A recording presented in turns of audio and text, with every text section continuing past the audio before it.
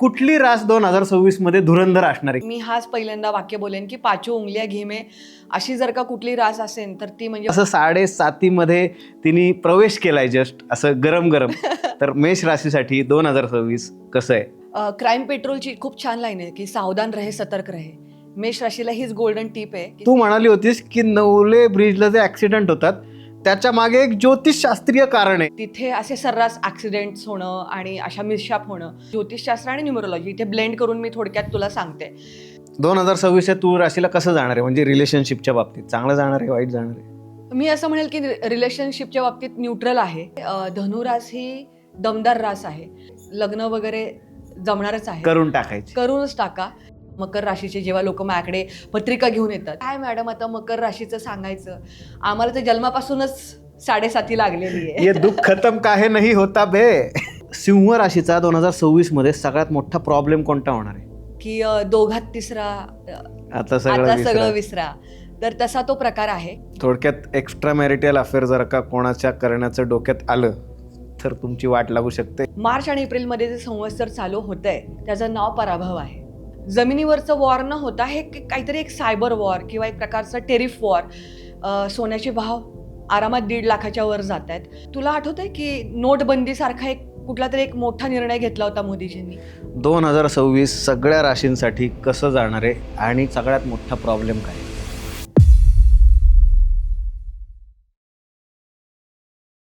माझ्याकडे ना एक गुरुजी आले होते आणि ते म्हणले होते रोज राशी भविष्य बघणारा माणूस 200% वेडा होतो. आता त्याच प्लॉटवर एक पॉडकट्टा घेऊन आलोय. ह्या पॉडकट्ट्यावर जे जे रोज राशी भविष्य बघतात, महिन्याचं, साप्ताहिक, दिवसाचं, वार्षिक राशी भविष्य, हा व्हिडिओ त्यांच्यासाठी आहे. या व्हिडिओची गंमत ही आहे की डिरेक्टली हा व्हिडिओ तुमच्या राशीवर तुम्ही शिफ्ट करू शकता किंवा सगळ्या राशींसोबत काही इंटरेस्टिंग फॅक्ट ज्या सगळ्या राशींना अप्लाय होणार आहे 2026 मध्ये ते सुद्धा बघू शकता.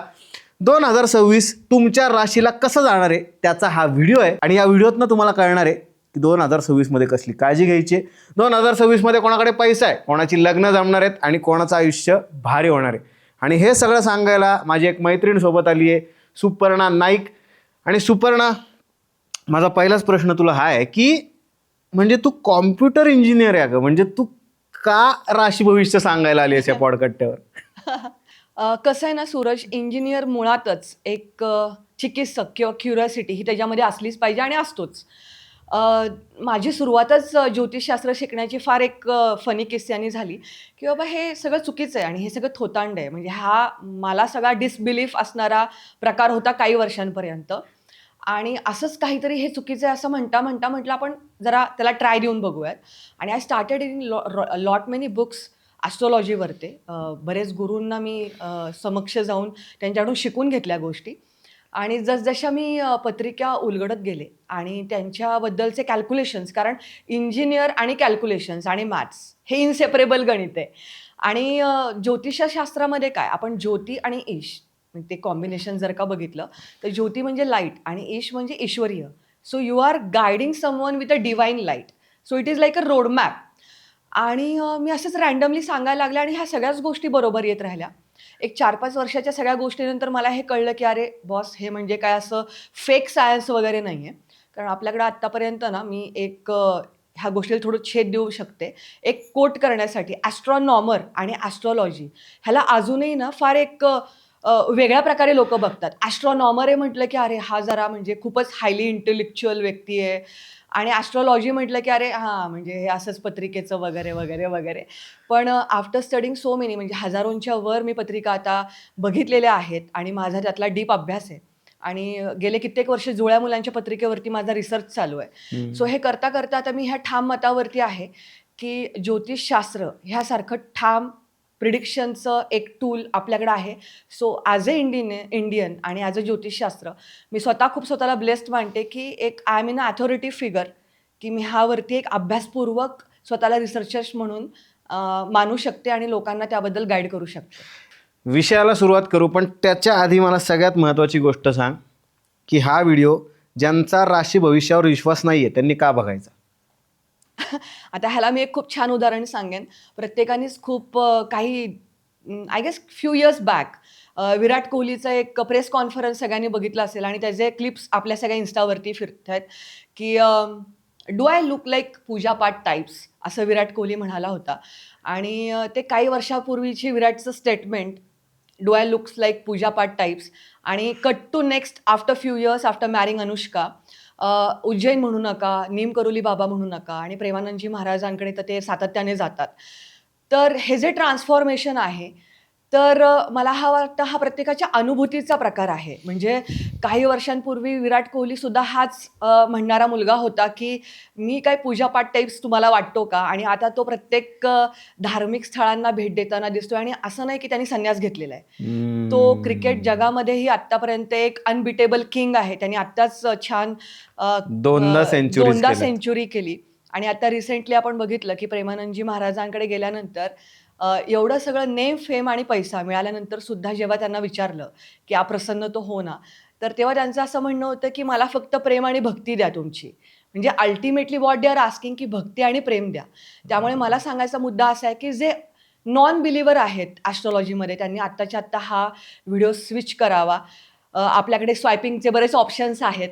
प्रत्येकजण जेव्हा आयुष्यामध्ये कुठे ना कुठेतरी येऊन अडकतो, स्टक होतो किंवा आपटतो, त्यानंतरच तो कुठल्या ना कुठल्या मार्गाला वळतो, आणि त्याला ह्याच्यावरती विश्वास म्हणण्यापेक्षा अनुभूतीच्या गोष्टी आहेत ह्या. ज्याला अजूनपर्यंत अनुभूती नाही आली, तो अर्थात म्हणणारच आहे, की मला ह्यावर विश्वास नाही. I respect everybody's decision of not believing astrology equally, जे बिलिव्हर्स आहेत ते. कारण की मी स्वतः कम्प्युटर इंजिनियर आहे, मी एज्युकेशनिस्ट आहे, मी प्रोफेसर आहे, आणि अपार्ट फ्रॉम दॅट मी एक ॲस्ट्रॉलॉजर आणि एक ज्योतिषाचार्य आहे. त्यामुळे मी रिस्पेक्ट करते, की कोणी बघावं आणि कोणी बघू नये, हे प्रत्येकाचे आपले चॉईसेस आहेत. त्यांनी ते निभावावेत. हे सगळं सुरू करण्याआधी मी कशाला तुझ्यावर विश्वास ठेवू? माझी रास ओळखून दाखव आधी. ॲक्च्युली हे असं झालं, की तुम्ही डॉक्टरांकडे गेलाय आणि एम-डी डॉक्टरांकडे गेलात, आणि तुम्ही त्याला असं म्हणताय, की माझ्या ना पोटात दुखतंय, पण ते तुम्ही ओळखून दाखवा, की मला पोटात दुखतंय, ते का दुखतंय, कशामुळे दुखतंय, आणि त्यावर तुम्हीच औषध द्या. तर ते तसं होत नाही. आपण हे फार वरवरचं विचारतोय. पण हां, सूरज खटावकर, आता हे नाव सध्या पॉडकट्टा आणि इतरही, तू तसाही फेमस आहे. It's like a quiet familiar face on a influencer आणि यूट्यूबर. तर जेवढं मी तुला ओळखते आणि ज्या प्रकारचं तुझं जे एक इन्व्हेन्शन आहे, तू कुठल्याही प्रकारचा वरवर प्रश्न विचारत नाही. So you have a very in depth knowledge of that subject. अगदीच आलंय आणि 4-5 अगदीच उथळ प्रश्न विचारलेत आणि तू गेलाय आणि वाइंड अप केलंय, असा तुझा मला कॉन्टेंट आत्तापर्यंत बघायला मिळाला नाही. सो पहिली गोष्ट जी मला तुझ्याबद्दल अनुभवायला मिळाली ती म्हणजे कुठलाही विषय असू द्या, अगदी राजनीतीपासून ते अगदी पुस्तकांच्या वाचन प्रेमींपासून ते ज्योतिषापर्यंतचे विषय, तू इन डेप्थ सर्च करून मग ते प्रश्न काढून विचारतो. त्यातनं तुझी इन्क्विजिट जी वृत्ती आहे, की अभ्यासू वृत्ती, ती दिसते, आणि एक ज्ञानाचा एक कंटिन्युअस सागर आहे, आणि you are touching every single topic on your podcast. त्यामुळे मला जे मी एक इमॅजिन करते आणि जे मला स्ट्रॉंगली वाटतं, की तुझी कुंभरास असली पाहिजे. कारण की कुंभरासचं जर का एक प्रतिकात्मक रूप बघितलं, की कुंभ म्हणजे एक ज्ञानाचा घडा. ज्ञानाचा घडा हातात धरलेला आहे आणि तो सतत वाहतोय. सो तुझ्या ह्या पॉडकट्ट्याच्या प्लॅटफॉर्मवरनं अनेक विषय इथे येतात. तू मातब्बर लोकांना इथे बोलवतोय आणि त्यातनं तू त्यांना बोलतं करतोयस, की आपल्या सगळ्या जे ज्ञानचक्षू आहेत किंवा जे अगदीच उत्सुक लोक आहेत, प्रत्येकाला काही ना काहीतरी तू देतोयस. So I am damn sure की तुझी कुंभरास असली पाहिजे, आणि त्यात तुझं नाव सूरज आहे. त्यामुळे जे कोणी हा व्हिडिओ बघतंय त्यांनी जरा कमेंटमध्ये सांगा की माझी रास कोणती आहे. Yes, back to the topic.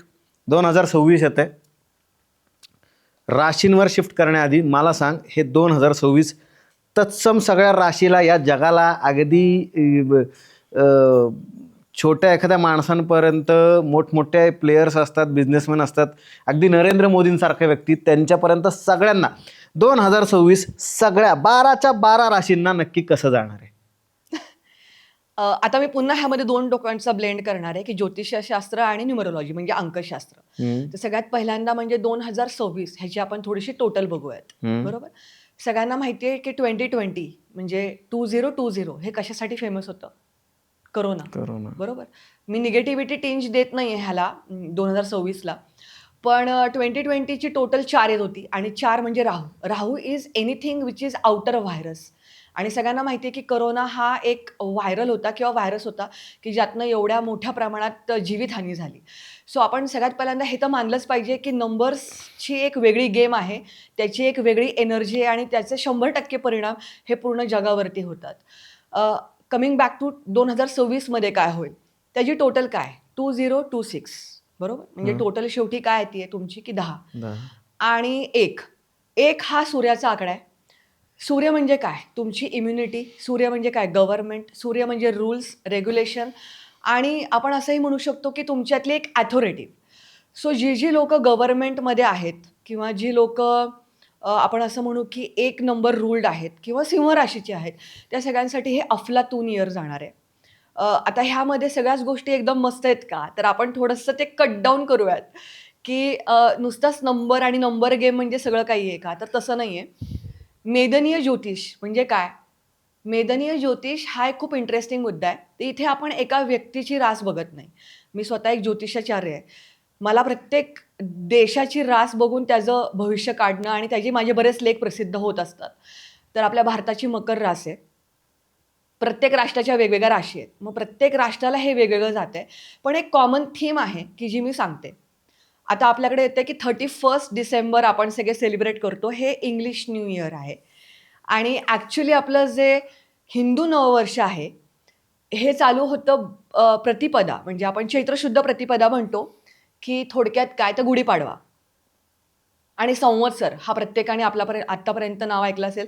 प्रत्येक दिवशीचं किंवा प्रत्येक वर्षाचं एक संवत्सर असतं. मग संवत्सर म्हणजे काय, की त्याला नावं असतात. तर या वर्षीचं मार्च आणि एप्रिलमध्ये जे संवत्सर चालू होतंय, त्याचं नाव पराभव आहे.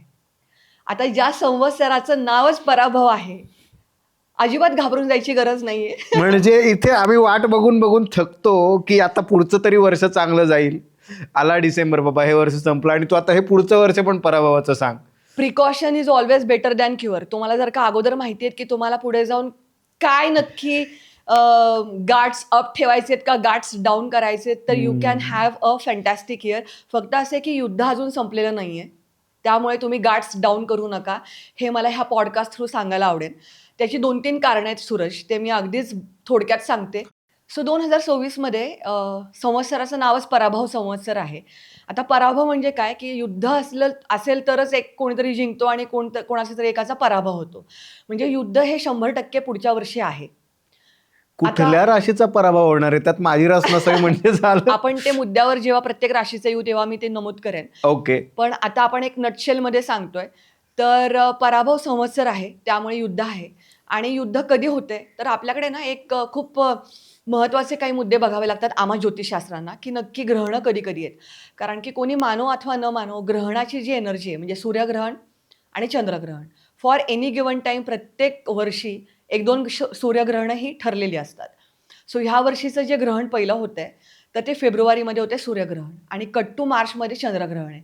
आणि नंतर डिरेक्टली ऑगस्टमध्ये चंद्र आणि सूर्यग्रहण आहे. त्यामुळे ह्या ग्रहणांच्या आजूबाजूला कुठलीही जी एक प्रकारची एक युद्धजन्य परिस्थिती ती आहे. पण मी एक नमूद करेल, की यावर्षीचा जो शनी आहे, तर तो मीन राशीमध्ये, आणि मीन रास ही जलतत्वाची रास आहे. तर यावेळेस प्रत्येक जणांना असं वाटतं युद्ध म्हणजे हातात काहीतरी तलवारी घेऊन, बॉर्डर लाईनला युद्ध होतंय, आपले शिपाई लढतायत, सैनिक लढतायत. तर हे तशा प्रकारचं युद्ध नाहीये. हे थोडंसं वेगळं युद्ध आहे. ह्याच्यामध्ये 2 एलिमेंट इन्व्हॉल्व आहेत. एकतर पहिली गोष्ट पाणी किंवा पाण्याशी रिलेटेड कुठल्याही गोष्टी, पाण्यातनं येणाऱ्या हार्मफुल गोष्टी. खूपदा बघ, मागच्या वेळेसही युद्ध झालं होतं, जेव्हा एक स्ट्राईक झाला होता आणि एक म्हणजे मोदीजींनी सिंदूर ऑपरेशन सिंदूर जे केलं होतं, त्यानंतर एक केलं होतं की त्यांनी पाणी थांबवलं होतं. म्हणजे पाणी इन्व्हॉल्व होतं त्याच्यामध्ये. आपण त्यांचं पाणी थांबवलं होतं आणि त्यामध्ये पाण्याचा एलिमेंट इन्व्हॉल्व होता. आणि आत्ताही जे होणार आहे तेव्हा एअर म्हणजे वायू आणि पाणी ह्या 2 प्रकारचे जे एलिमेंट आहेत, त्यातनं जे प्रकारचे युद्ध होणार आहे ते. आत्तासुद्धा कोणाची तरी मनात मध्ये येतं कुठल्या तरी राष्ट्राच्या, की बाबा टेरिफ लावूयात, टेरिफ वॉर करूयात. सो हे जे युद्ध आहे ना, हे टिपिकल जमिनीवरचं वॉर न होता हे काहीतरी एक सायबर वॉर किंवा एक प्रकारचं टेरिफ वॉर, की ज्यातनं पूर्ण आर्थिक व्यवस्था ढळून निघू शकते. आणि आत्ताची जी एक सध्या केंद्रातलं जे सरकार आहे आणि कुठलंही अगदी सरकार, तर त्यामध्ये बऱ्या प्रकारची एक मोठी घडामोड आपल्याला बघायला मिळू शकते. सोन्याचे भाव आरामात 1.5 लाखाच्या वर जात आहेत. आणि त्याचबरोबर 1 नंबरचं असल्यामुळे तुला आठवतंय की नोटबंदीसारखा कुठलातरी एक मोठा निर्णय घेतला होता मोदीजींनी.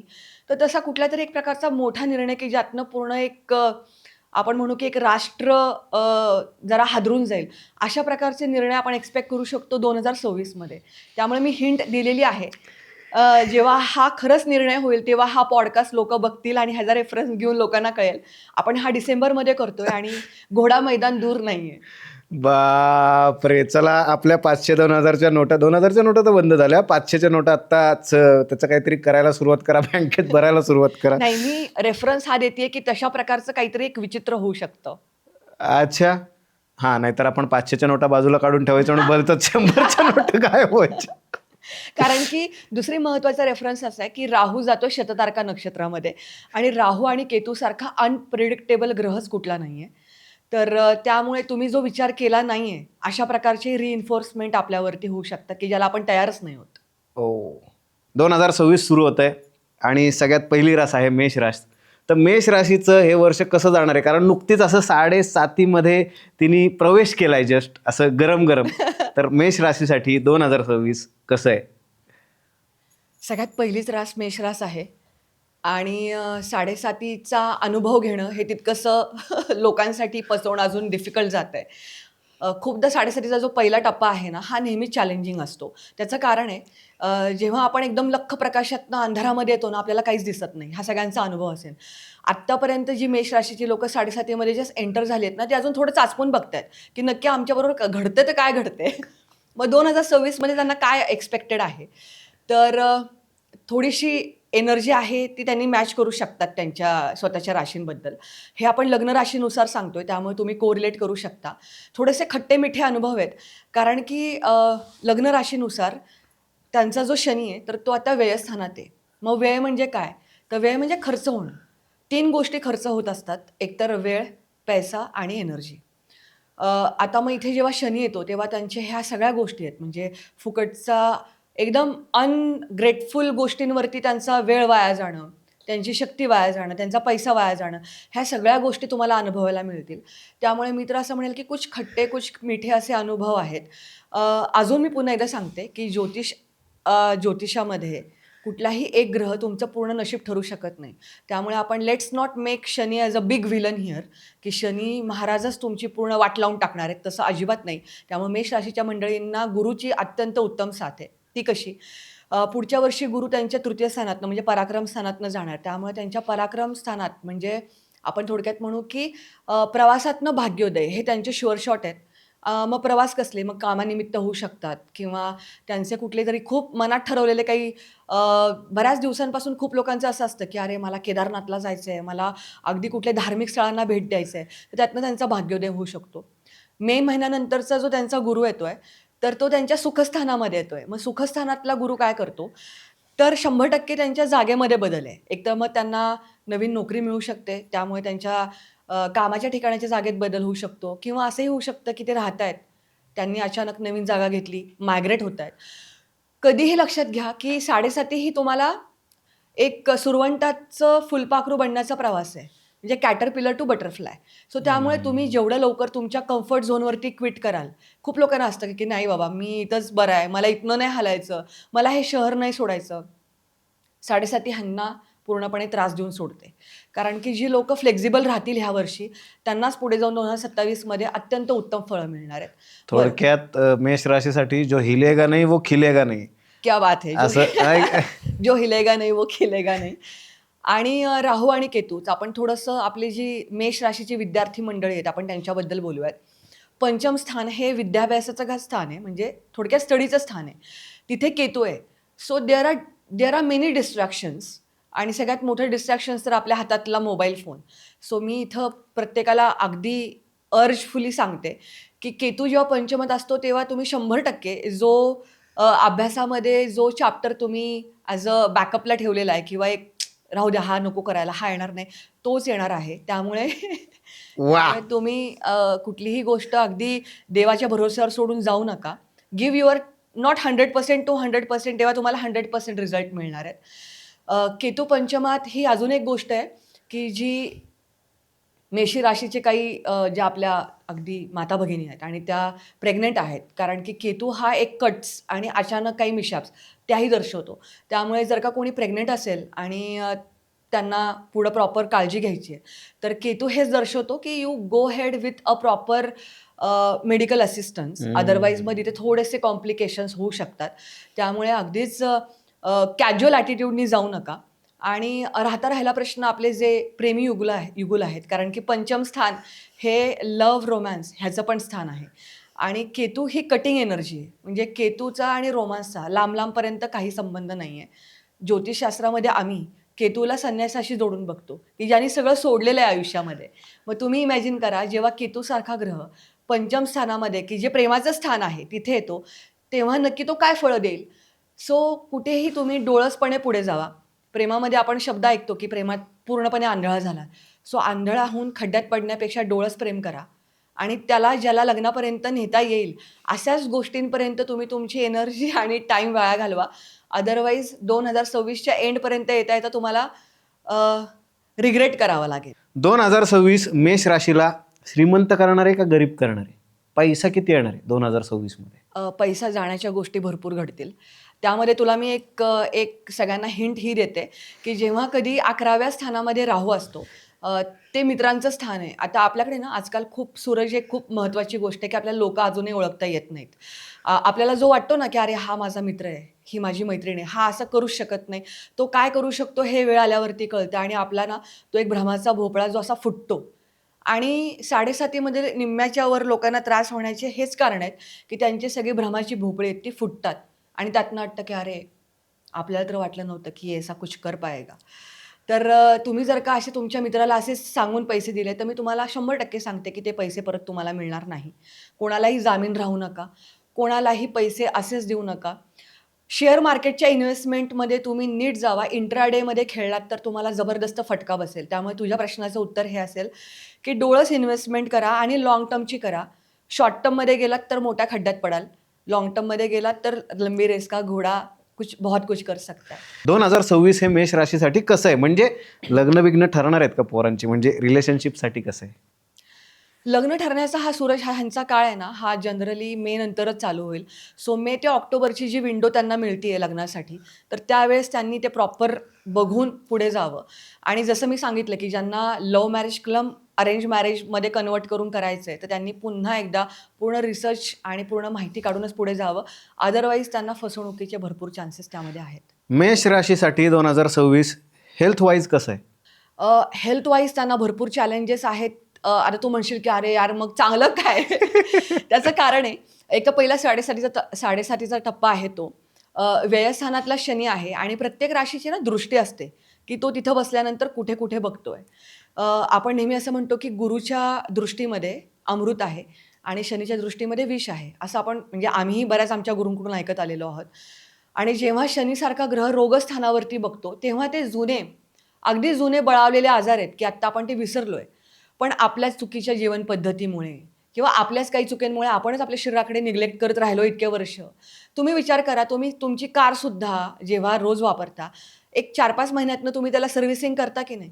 आपण आपलं शरीर रप्पस कसंही वापरतोय आणि आपण काय आहार घेतोय? आपले काय इंटेक्स आहेत? आपण काय प्रकारचे ॲडिक्शन स्वतःला लावून घेतलेत? ह्याकडे लोकं लक्ष देत नाहीत. शनी जेव्हा 7.5मध्ये येतो, तेव्हा तुम्हाला ह्या सगळ्या गोष्टीतनं, रोगातनं हे दिसायला लागतं, की आता मग पोटाचे आजार आलेत, मग हाडंच दुखतात, मग फ्रॅक्चर होतात. मग हे सगळे जे आहेत, तर शरीराच्या दृष्टीने मला असं वाटतं, की पुढच्या वर्षी त्यांनी मेडिक्लेम काढावा. कारण की त्यांना भरपूर ह्या हॉस्पिटलायझेशन ह्याच्यावरती खर्च होऊ शकतो. 2026 मध्ये मेष राशीला कोणते महिने चांगले जाणार आहेत आणि कोणते वाईट जाणार आहेत? मे नंतरचा जो काळ आहे आणि त्यातल्या त्यात ऑक्टोबर टू डिसेंबर म्हणजे थोडक्यात आपण असं म्हणू, की पहिला जो पूर्वार्धापेक्षा उत्तरार्ध जास्त बेटर आहे मेष राशीला. कारण तोपर्यंत बऱ्यापैकी सूर्य आणि चंद्रग्रहणाचा जो वाईट इम्पॅक्ट आहे तोही निघून जाईल आणि गुरुसुद्धा सुखस्थानात येऊन जरा थोडं मानसिक समाधान लावेल. त्यामुळे त्यांनी गणपतीची उपासना जरूर करावी आणि त्यांचा जो इष्टदेव आहे त्याचा नामजाप म्हणजे जरूर चालू ठेवावा. 2026 मध्ये मेष राशीचा सगळ्यात मोठा प्रॉब्लेम काय होणार आहे? मेष राशीसाठी सगळ्यात मोठा म्हणजे जो प्रॉब्लेम आहे, तर तो हाच आहे, की लवकरात लवकर त्यांना कळावं, की कुठे क्विट करावं आहे. कारण की ते एक खूप छान लाईन आहे. The genius is about to know when to quit. ज्याला कळालं, की आता इथनं आपल्याला ही क्विट करायची वेळ आणि this is the time to migrate somewhere or to switch. तीच लोकं ॲक्च्युली हे युद्ध म्हणजे जिंकू शकतात.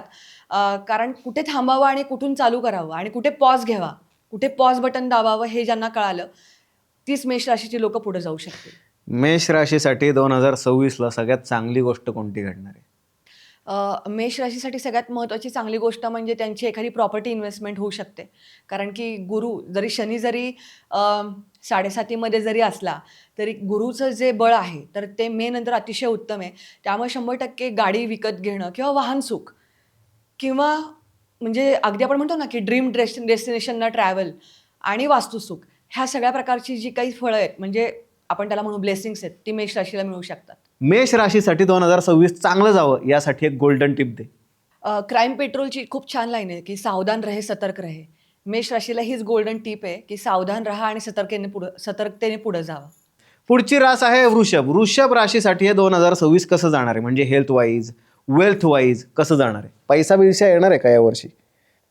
मेन पैशाचाच तू विषय काढलास आणि वृषभ राशीसाठी मी हाच पहिल्यांदा वाक्य बोलेन, की पाचो उंगलिया घी में अशी जर का कुठली रास असेल, तर ती म्हणजे वृषभ आहे.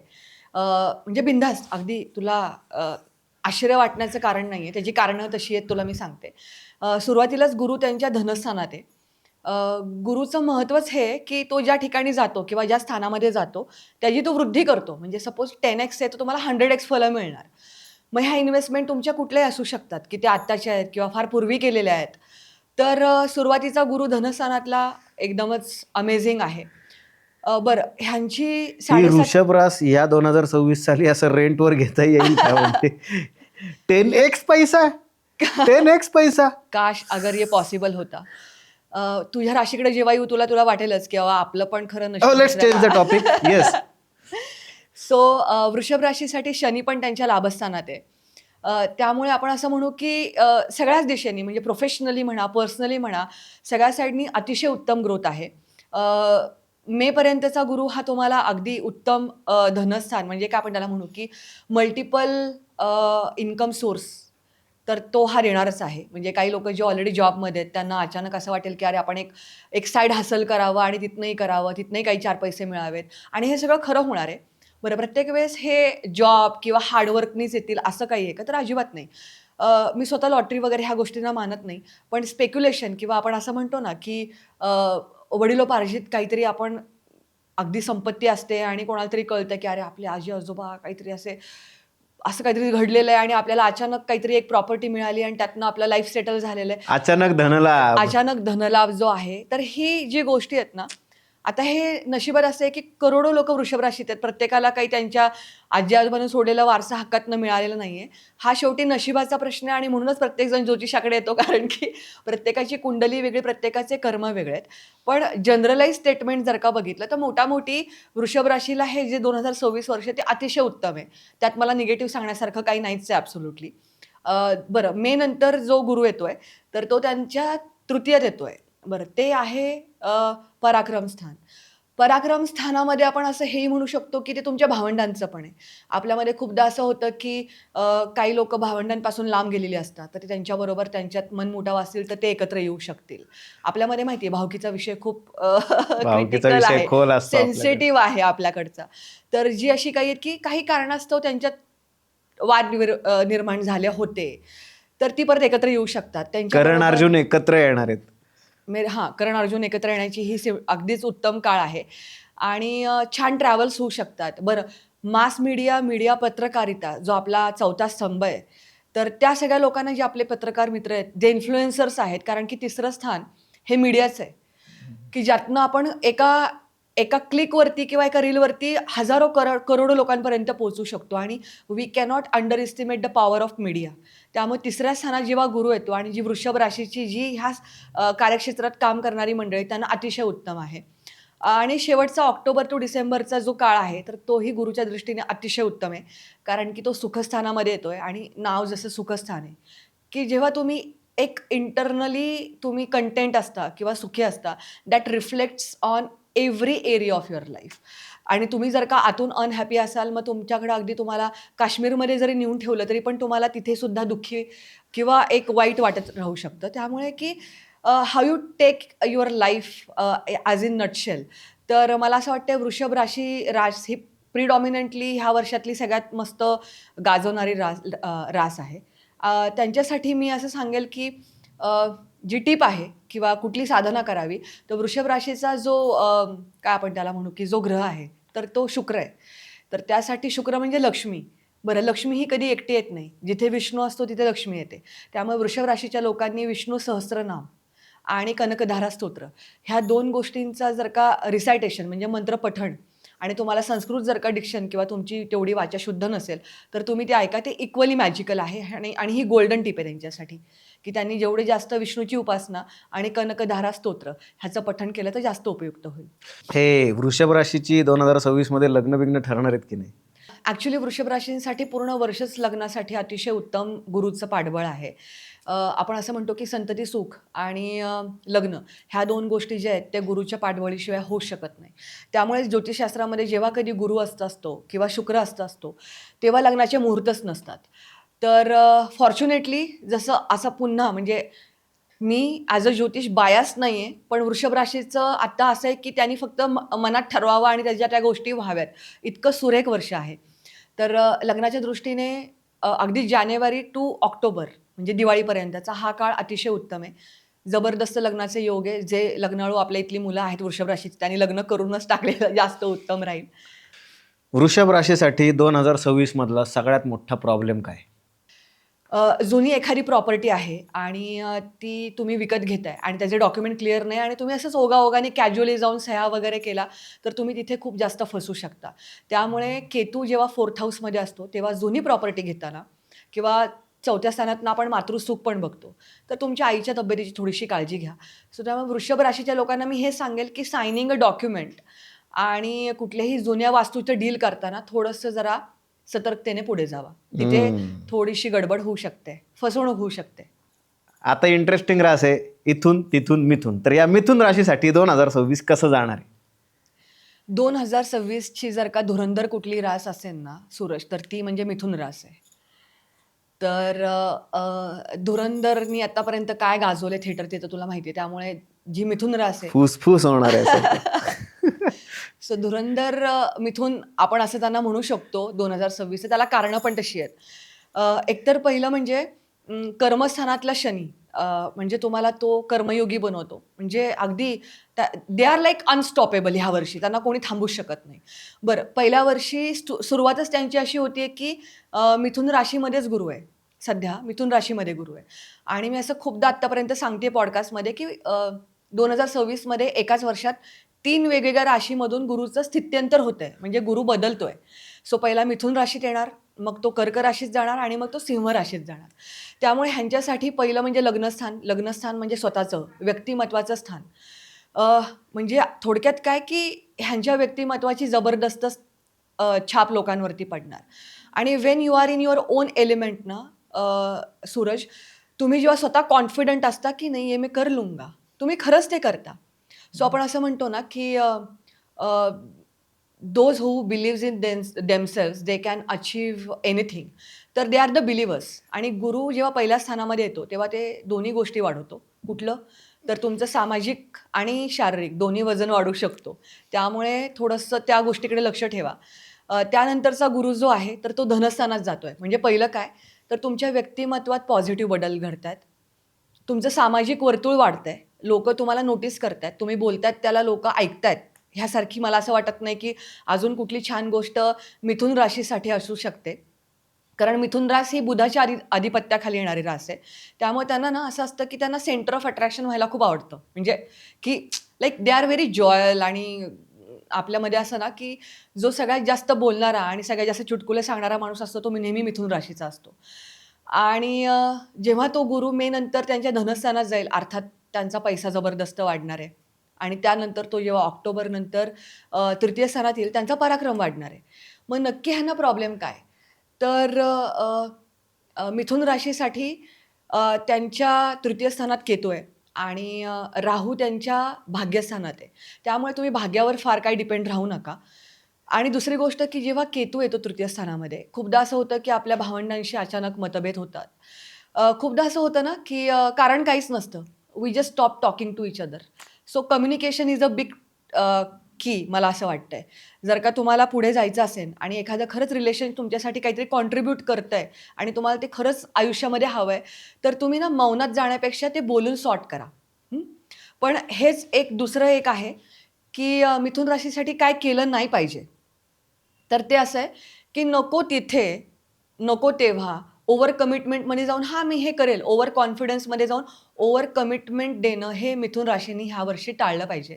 अदरवाईज त्यांच्यावरती कामाचा जो सुनामी येणार आहे, ते लिटरली कुठेच पुरू पडणार नाहीत आणि मग ते कसं आपल्याकडे असतं ना, की एक ना धड भाराभर चिंध्या, तो तसा प्रकार होणार आहे. त्यामुळे ह्या लोकांना ना कुठे काय बोलायचं ह्यापेक्षा कुठे काय बोलू नये, ह्या वर्षी हे जास्त जाणून घेतलं पाहिजे. मिथुन राशीचे 2026चे कोणते महिने चांगले जाणार आहेत आणि कोणते जरा असे वाईटच जातील असं वाटतंय? मिथुन राशींचा जो फेब्रुवारी आणि मार्च आहे, हा थोडासा जरा ट्रिकी आहे. तो वगळता बाकीचे सगळेच महिने बिनधास्त ते पुढे जाऊ शकतात.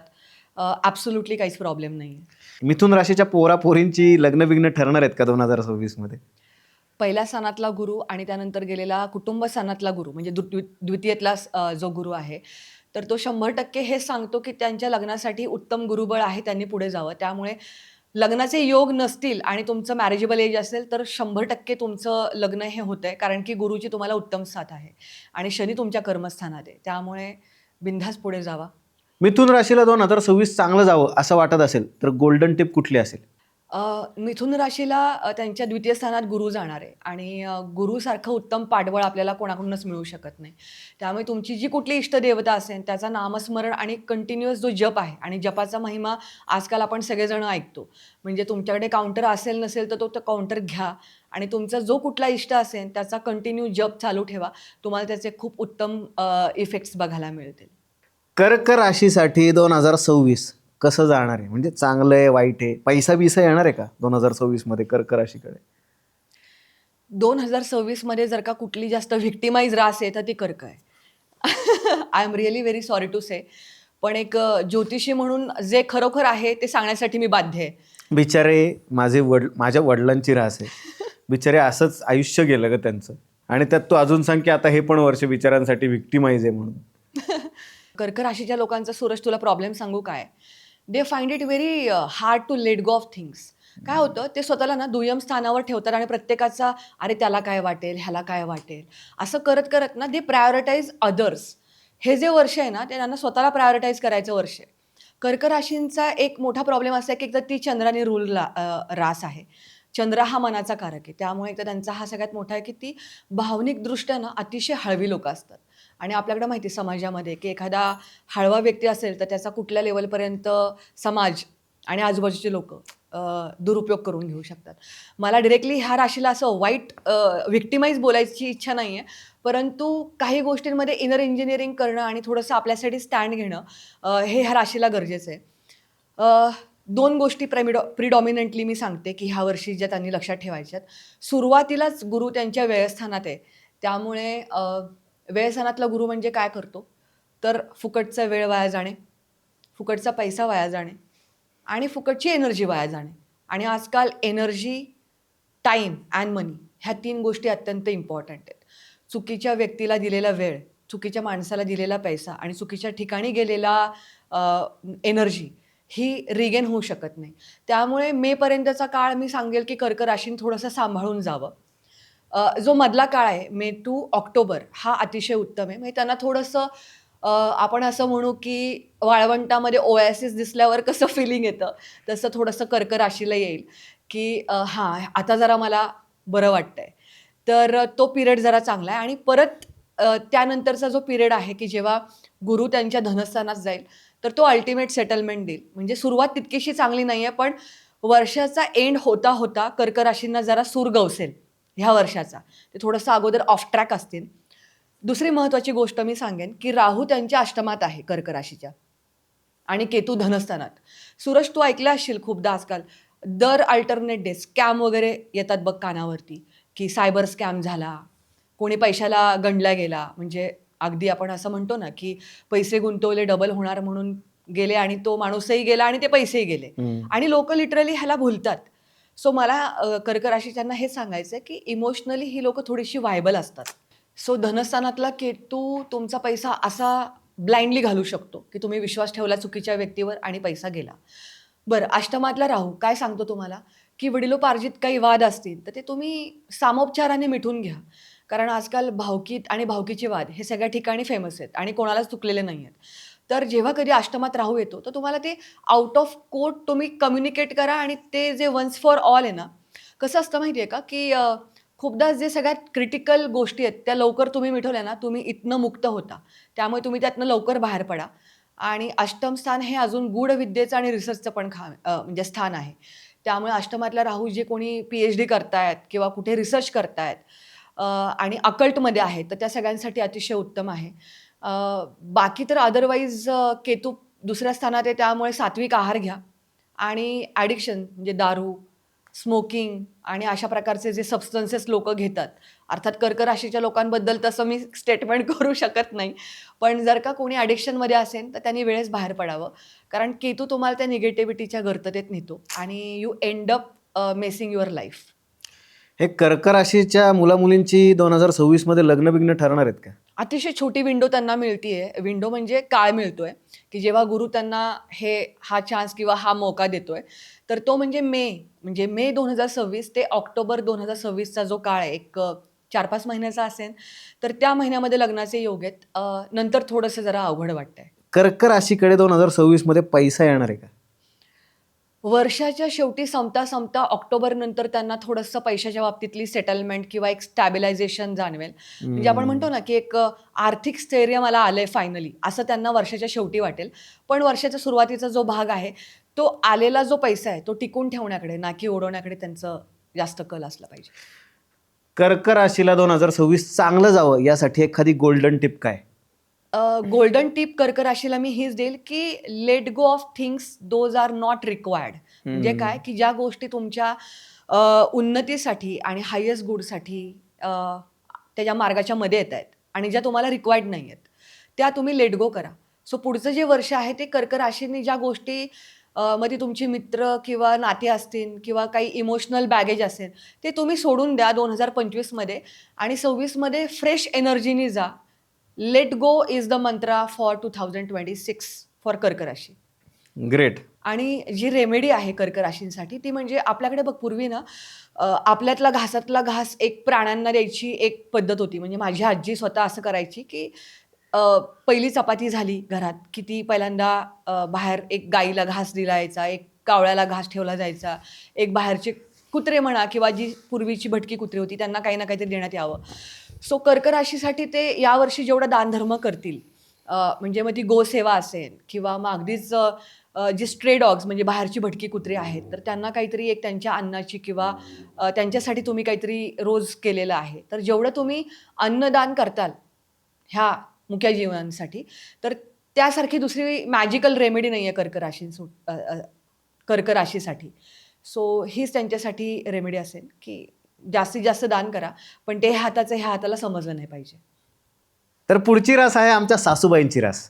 मला सांग, सिंह राशीला 2026 कसं जाणार आहे? सिंह राशीला नावच त्याचं सिंह आहे आणि पुढचं जे वर्ष आहे, जसं मी सांगितलं, की 2026 टोटल काय येते? 1. एक. 1 ही रास आहे सिंहाची. म्हणजे थोडक्यात काय तर सनची. Sun is all about your power. So you will have in your own element. तुमच्यातला कॉन्फिडन्स एकदम स्काय हाय असेल, अल्टिमेट असेल. पण हिअर इज द टिप. सिंह राशीला जे आता 2026 आहे, हे सिंहावलोकनाचं वर्ष आहे. सिंहावलोकन म्हणजे काय सूरज, की तू कधी बघितलं असेल, की सिंह जेव्हा आपली एक टेरिटरी आहे, ती एक फार मोठी पार करून येतो ना, तेव्हा तो एक हायेस्ट प्लॅटूवर जातो किंवा एका ठिकाणी जातो आणि तिथे चढून तो बघतो, की हाऊ फार आय हॅव कम. म्हणजे मी किती लांबून प्रवास करून आलोय. मी आतापर्यंत काय-काय अचीव्ह केलेलं आहे. आणि मी इथपर्यंत आलो तर माझा उद्देश काय आहे? तर पुढचं वर्ष जे सिंह राशीसाठी आहे, हे इनर इंजिनिअरिंगचं आहे. इनर इंजिनिअरिंग म्हणजे काय? आपण ना दुसऱ्याला फिक्स करतो, "अरे, तू माझ्याशी असं वाग, अरे, तू मला असं कर." त्यापेक्षा तुम्ही स्वतःच्या जी काही इनर इंजिनिअरिंग आहे ना, ते फिक्स करा. आणि सिंहावलोकनचा अर्थ असा आहे, की यू रेट्रोस्पेक्ट, की मागच्या वर्षी काय चुका केल्या, त्या त्या सेम चुका मी ह्या वर्षी रिपीट करत नाही आहे. म्हणजे सपोज मी जर का एक पर्टिक्युलर 60-70% वरती काही अचीव्ह करून आलेलो आहे, so I should rectify the mistake so that I can achieve up to 80-85%. त्यामुळे सिंह राशींसाठी कुछ खट्टे कुछ मिठे असे पल आहेत. म्हणजे आपण ॲव्हरेज इयर म्हणू शकतो ओव्हरऑल कॉम्बिनेशनमध्ये. त्यांचं रेट्रोस्पेक्शनचं जास्त वर्ष आहे रादर दॅन अचिव्हिंग समथिंग. सिंह राशीला 2026 मध्ये पैसा वगैरे मिळणार आहे का? काय कसं आहे म्हणजे त्यांचं वेल्थ वाईज? जर का तू मला विचारशील पैशावाईत सिंह राशींचं काय? तर ती सेल्फ डिक्लेअर्ड सिंह आहेत. त्यामुळे त्यांना तुम्ही सांगायची गरज नाही, "अरे बाबा रे, तू बिचारा आहेस." त्यांना माहिती आहे की they have got that king aura in them. पहिली जी काही आहेत ना, म्हणजे आपण त्याला असं म्हणू की वर्षाचं सुरुवातीचं जे पूर्वार्ध आहे, तर तो पैशाच्या बाबतीत अतिशय उत्तम आहे. त्याचं कारण आहे, गुरु त्यांच्या लाभस्थानात आहे. मग आपण असं म्हणतो ना, की अलभ्य लाभ. हम्म. मग एक नीट लक्ष दे. अलभ्य लाभ हा नेहमी पैशांचाच होतो का रे? तर तसं नाहीये. आपल्याला कोणीतरी अतिशय काहीतरी अशी मातब्बर व्यक्ती भेटावी, की ज्याच्या रेफरन्समुळं आपलं अजून काहीतरी एक मोठं पुढचं काम होणार आहे, की त्याच्या एका शब्दावरती व्हावं. त्याला हम्म. आपण म्हणतो माणसं कमवणं. शेवटी आपण आयुष्यात काय करतो? पैसा आपण कमवतो. शेवटी माणसं कमवणं, की जी वेळेप्रसंगी आपल्याला उपयोगाला पडतील, ती सुद्धा एक मोठी कमाई आहे. सो हम्म. जेव्हा कधी ना गुरु तुमच्या लाभस्थानामध्ये येतो, तर ते तुमचं इच्छापूर्तीचं स्थान आहे. मग तुझी इच्छा काय? तर प्रत्येकाने आपलं ना एक व्हिजन बोर्ड बनवावं. ही सिंह राशीची गोल्डन टिप आहे, की त्यांनी व्हिजन बोर्ड बनवावं. मला गाडी घ्यायची आहे, मला बंगला घ्यायचा आहे, मला ही उत्तम रिलेशनशिप हवी किंवा मला हे ड्रीम डेस्टिनेशनला जाऊन व्हेकेशन पाहिजेल आहे. Whatever it is you declare it to universe. कारण काय, की लाभस्थानात जेव्हा गुरु येतो ना, इट सेज तथास्तु. मग हम्म. जेव्हा तुम्हाला युनिव्हर्स तथास्तु म्हणतोय, तेव्हा तुम्ही काय मागताय? दॅट इज द रिअल, म्हणजे ही खरी मेक आहे, की तुम्ही काय हम्म. मागताय? म्हणजे देव तुम्हाला आलाय आणि मागतोय, की वरदान माग आणि तुम्ही काय वरदान मागताय ह्यावरती तुमचा लाईफ पाथ ठरतो. सो सिंह राशीला पैसा खूप आहे, पण तो वर्षाच्या अगोदर आहे. नंतर थोडासा पैसा त्यांचे जाण्याचे योग जास्त आहेत. सिंह राशीचा 2026 मध्ये सगळ्यात मोठा प्रॉब्लेम कोणता होणार आहे? सिंह राशीचा 2026 मध्ये जो सगळ्यात मोठा प्रॉब्लेम आहे, तो म्हणजे त्यांचे रिलेशनशिप्स. तिथे त्यांना मेजर सेटबॅक बसेन. त्याची 2 कारणं मेन. एकतर पहिली गोष्ट आपण हे लग्न राशीनुसार बघतोय, म्हणजे पहिल्या स्थानात केतू आहे. सिंह लग्न जर का बघितलं तर पहिल्या स्थानात केतू आहे आणि राहू आणि केतू हे एक्झॅक्टली एकमेकांच्या समोरासमोर असतात आणि सप्तमात राहू आहे. ज्योतिषशास्त्रामध्ये जेव्हा आम्ही एखादं रिलेशनशिप बघतो किंवा लग्नाचं सुखासाठी स्थान बघतो, तर तेव्हा ना कुंडलीतलं सप्तम स्थान बघतो. कारण 7वं स्थान हे तुमच्या म्हणजे बायकोचं, नवऱ्याचं, तुमच्या लाईफ पार्टनरचं स्थान आहे किंवा ते बिझनेस पार्टनरचं पण स्थान आहे. तिथे जेव्हा राहू येतो ना सूरज, तेव्हा एक खूप छान आहे बघ आपल्यामध्ये म्हणतो ना आपण, की दोघात तिसरा, अ, आता सगळं आता विसरा. सगळं विसरा. तर तसा तो प्रकार आहे. कारण की राहू हा एक आउटकास्ट प्लॅनेट आहे. आपण त्याला ना ग्रहमालिकेमध्ये धरतच नाही. कारण तो छायाग्रह आहे. त्याचं स्वतःचं पिंडी अस्तित्व काही नाहीये. आणि जेव्हा कधी राहूचं इक्वेशन येतं एखाद्या स्थानामध्ये ना, तर तेव्हा तो एक मिस्टिक एलिमेंट किंवा एक मिसट्रस्ट, अविश्वास निर्माण होणं किंवा जी गोष्ट नाहीये, पण ती तशी वाटत राहणं, ह्या सगळ्या गोष्टी करून ना तो बऱ्यापैकी रिलेशनशिपमध्ये डिव्होर्सपर्यंत नेण्याचं काम करू शकतो. थोडक्यात एक्स्ट्रा मॅरिटल अफेअर जर का कोणाच्या करण्याचं डोक्यात आलं तर तुमची वाट लागू शकते. हे मेन मला वाटतंय की काळजीच घ्यावी जरा याची, नाही का? Correct, correct. कारण की राहू कर. सप्तमात असं होतं आणि दुसरी महत्त्वाची गोष्ट आहे, की जी ही मॅरिड लोकं आहेत त्यांच्याबद्दल आपण सांगितलं. पण जी अनमॅरिड आहेत, मग त्यांनी काय करावं? तर खूपदा आपल्याकडे आता असं आहे ना, की अरे आलं, चला स्थळ आलं, सगळं वरवर म्हणजे सगळं उत्तम दिसतंय. मुलगा वर्क फ्रॉम होम आहे. कारण आता माझ्याकडे 2-3 अशा केसेस आल्या होत्या. मी फक्त रेफरन्सनी सांगतेय, की 4 महिन्यात, 2 महिन्यात डिव्होर्स झाला. मग ही पटकन डिव्होर्स का होतायत? का तर अगदी कमी एन्क्वायरी करून आणि फक्त हां, त्यांचे 2 बंगले आहेत, जागा एवढी आहे, मुलगा वर्क फ्रॉम होम. आजकाल आय-टीमध्ये काय वर्क फ्रॉम होम म्हणजे लोकं घरी असतात. मग नक्की लॅपटॉपवर तो मुलगा घरी काम करतोय का तो असाच लॅपटॉप बसून गेम खेळतोय हे कळायला मार्गच नाही ना आपल्याकडे. हम्म. लग्न झाल्यानंतर त्या मुलीला कळालं, की हे वर्क फ्रॉम होम वगैरे काही नाही, हा घरीच बसून असतो. म्हणजे फसवणूक झाली थोडक्यात. तर ही फसवणूक होणं टाळायचं असेल, तर थोडीशी तुम्ही बॅकग्राऊंड चौकशी करून पुढे जावा. अदरवाईज मग हे असे अ, विचित्र अनुभव येऊन डिव्होर्सचे प्रकार होऊ शकतात. त्यामुळे लग्नामध्ये थोडंसं इन्फॉर्मेशन घेऊन मगच पुढे जावा. सिंह राशीसाठी 2026 हेल्थ वाईज कसं आहे? हेल्थवाईज मी सांगेल, की आजकाल आपल्याकडे ना असं कुठला ज्योतिषी सांगणार नाही, "अरे, ह्यांनी मेडिक्लेम काढा, अरे, ह्यांनी मेडिकल इन्शुरन्स काढा." ह्यातनं घाबरून जायचं किंवा आय एम नॉट थ्रेटनिंग, की आपली सिंह राशीची लोकं घाबरून जावी. पण कसं आहे ना, की एक मी मजेची गोष्ट सांगते. जी लोकं म्हणतात ना, "अरे, मला आत्तापर्यंत काहीच झालेलं नाहीये. I am very fit and fine. मी रोज जिम करते, जिम करतो. माझा फिटनेस एकदम टॉप नॉच आहे." पण यू नेव्हर नो, की एखादं खूपदा माझ्याकडे असे पण येतात पेशंट, की म्हणजे जी काही क्लायंट आहेत ती, की काही नाही नॉर्मल होतं. जिममध्ये गेले, चुकीचं एक्सरसाइज झालं, पुल झालं मसल आणि there is a muscular or tear break आपण असं म्हणतो ना, की लिगामेंटच टिअर झालं आणि आता 4 महिने काहीच करू शकत नाही. मग ह्या केसमध्ये तुमचा फिटनेसचा आणि ह्या गोष्टीचा लांब लांबपर्यंत संबंध नाही आहे. तुम्हाला 4 महिने लोकं लिटरली बेड रेस्ट सजेस्ट करतात. म्हणजे काय की एक ज्योतिषी म्हणून मला असं वाटतं की जेव्हा ग्रह असे काही डायनामिक्स प्ले करतात ना, तेव्हा लोकांनी प्रिकॉशन घ्यावी. नको तिथे अतिमस्ती टाळावी.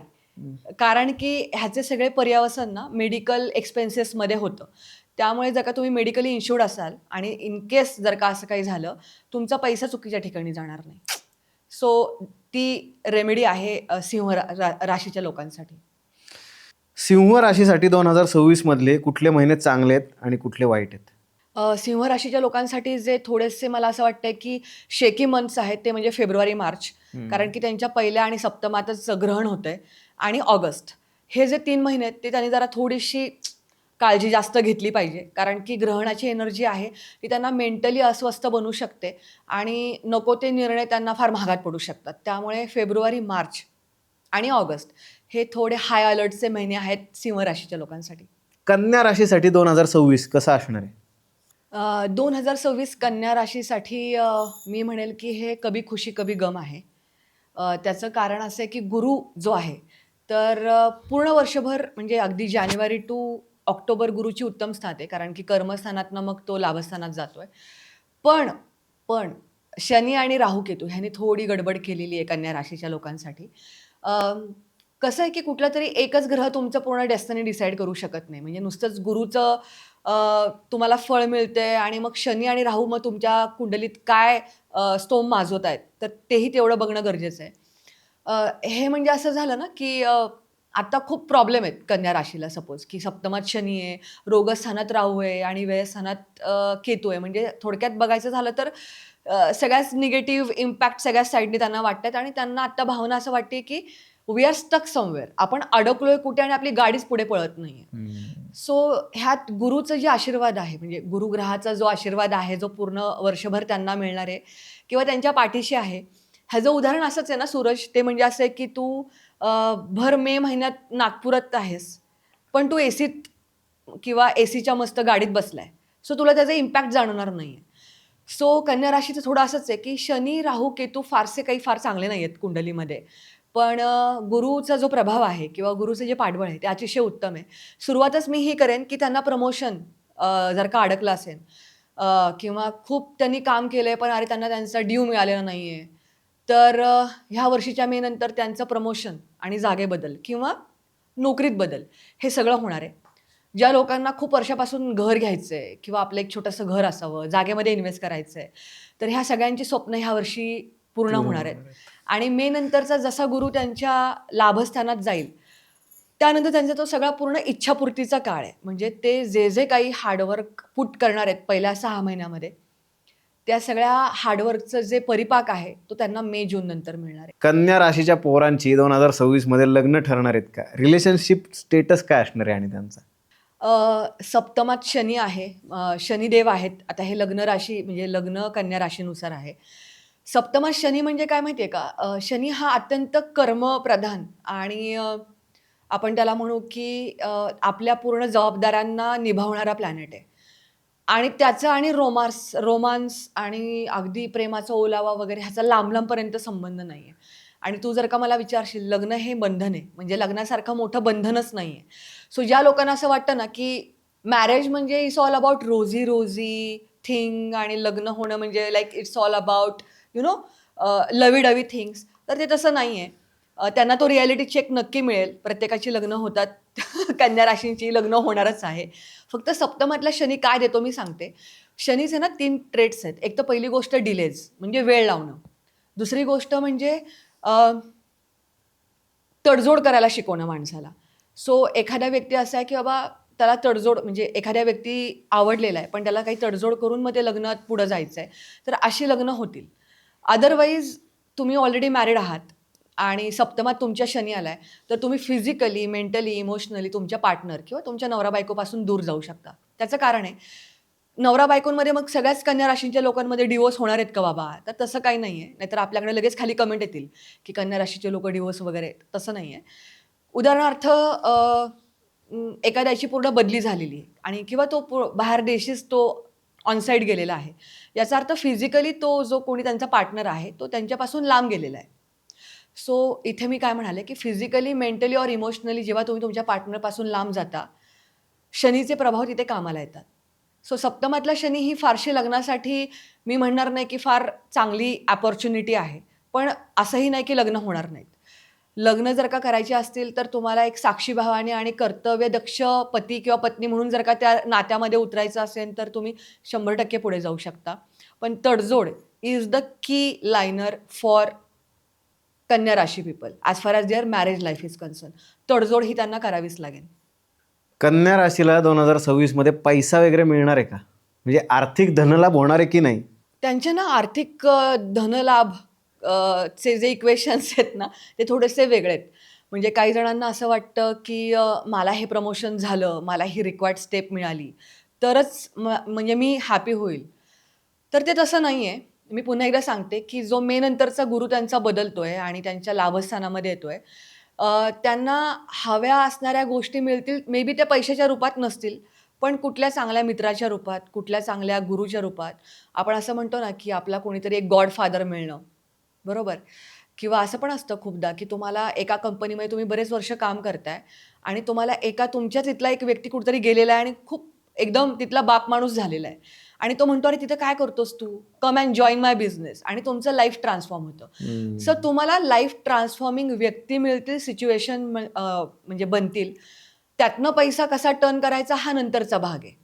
पण मी असं म्हणेल, की कन्या राशींची खरी कमाई जी आहे, तर ती म्हणजे सिच्युएशन आणि माणसं त्यांच्या फेवरमध्ये टर्न होणं. कन्या राशीला 2026 मध्ये सगळ्यात मोठा प्रॉब्लेम कोणता येणार आहे? कन्या राशीचे सगळ्यात मोठे प्रॉब्लेम जर का आपण बघितले, तर तो म्हणजे रोगस्थानातला राहू. 6th हाऊस जे आहे पत्रिकेतलं, तर ते आपण रोगस्थानासाठी बघतो.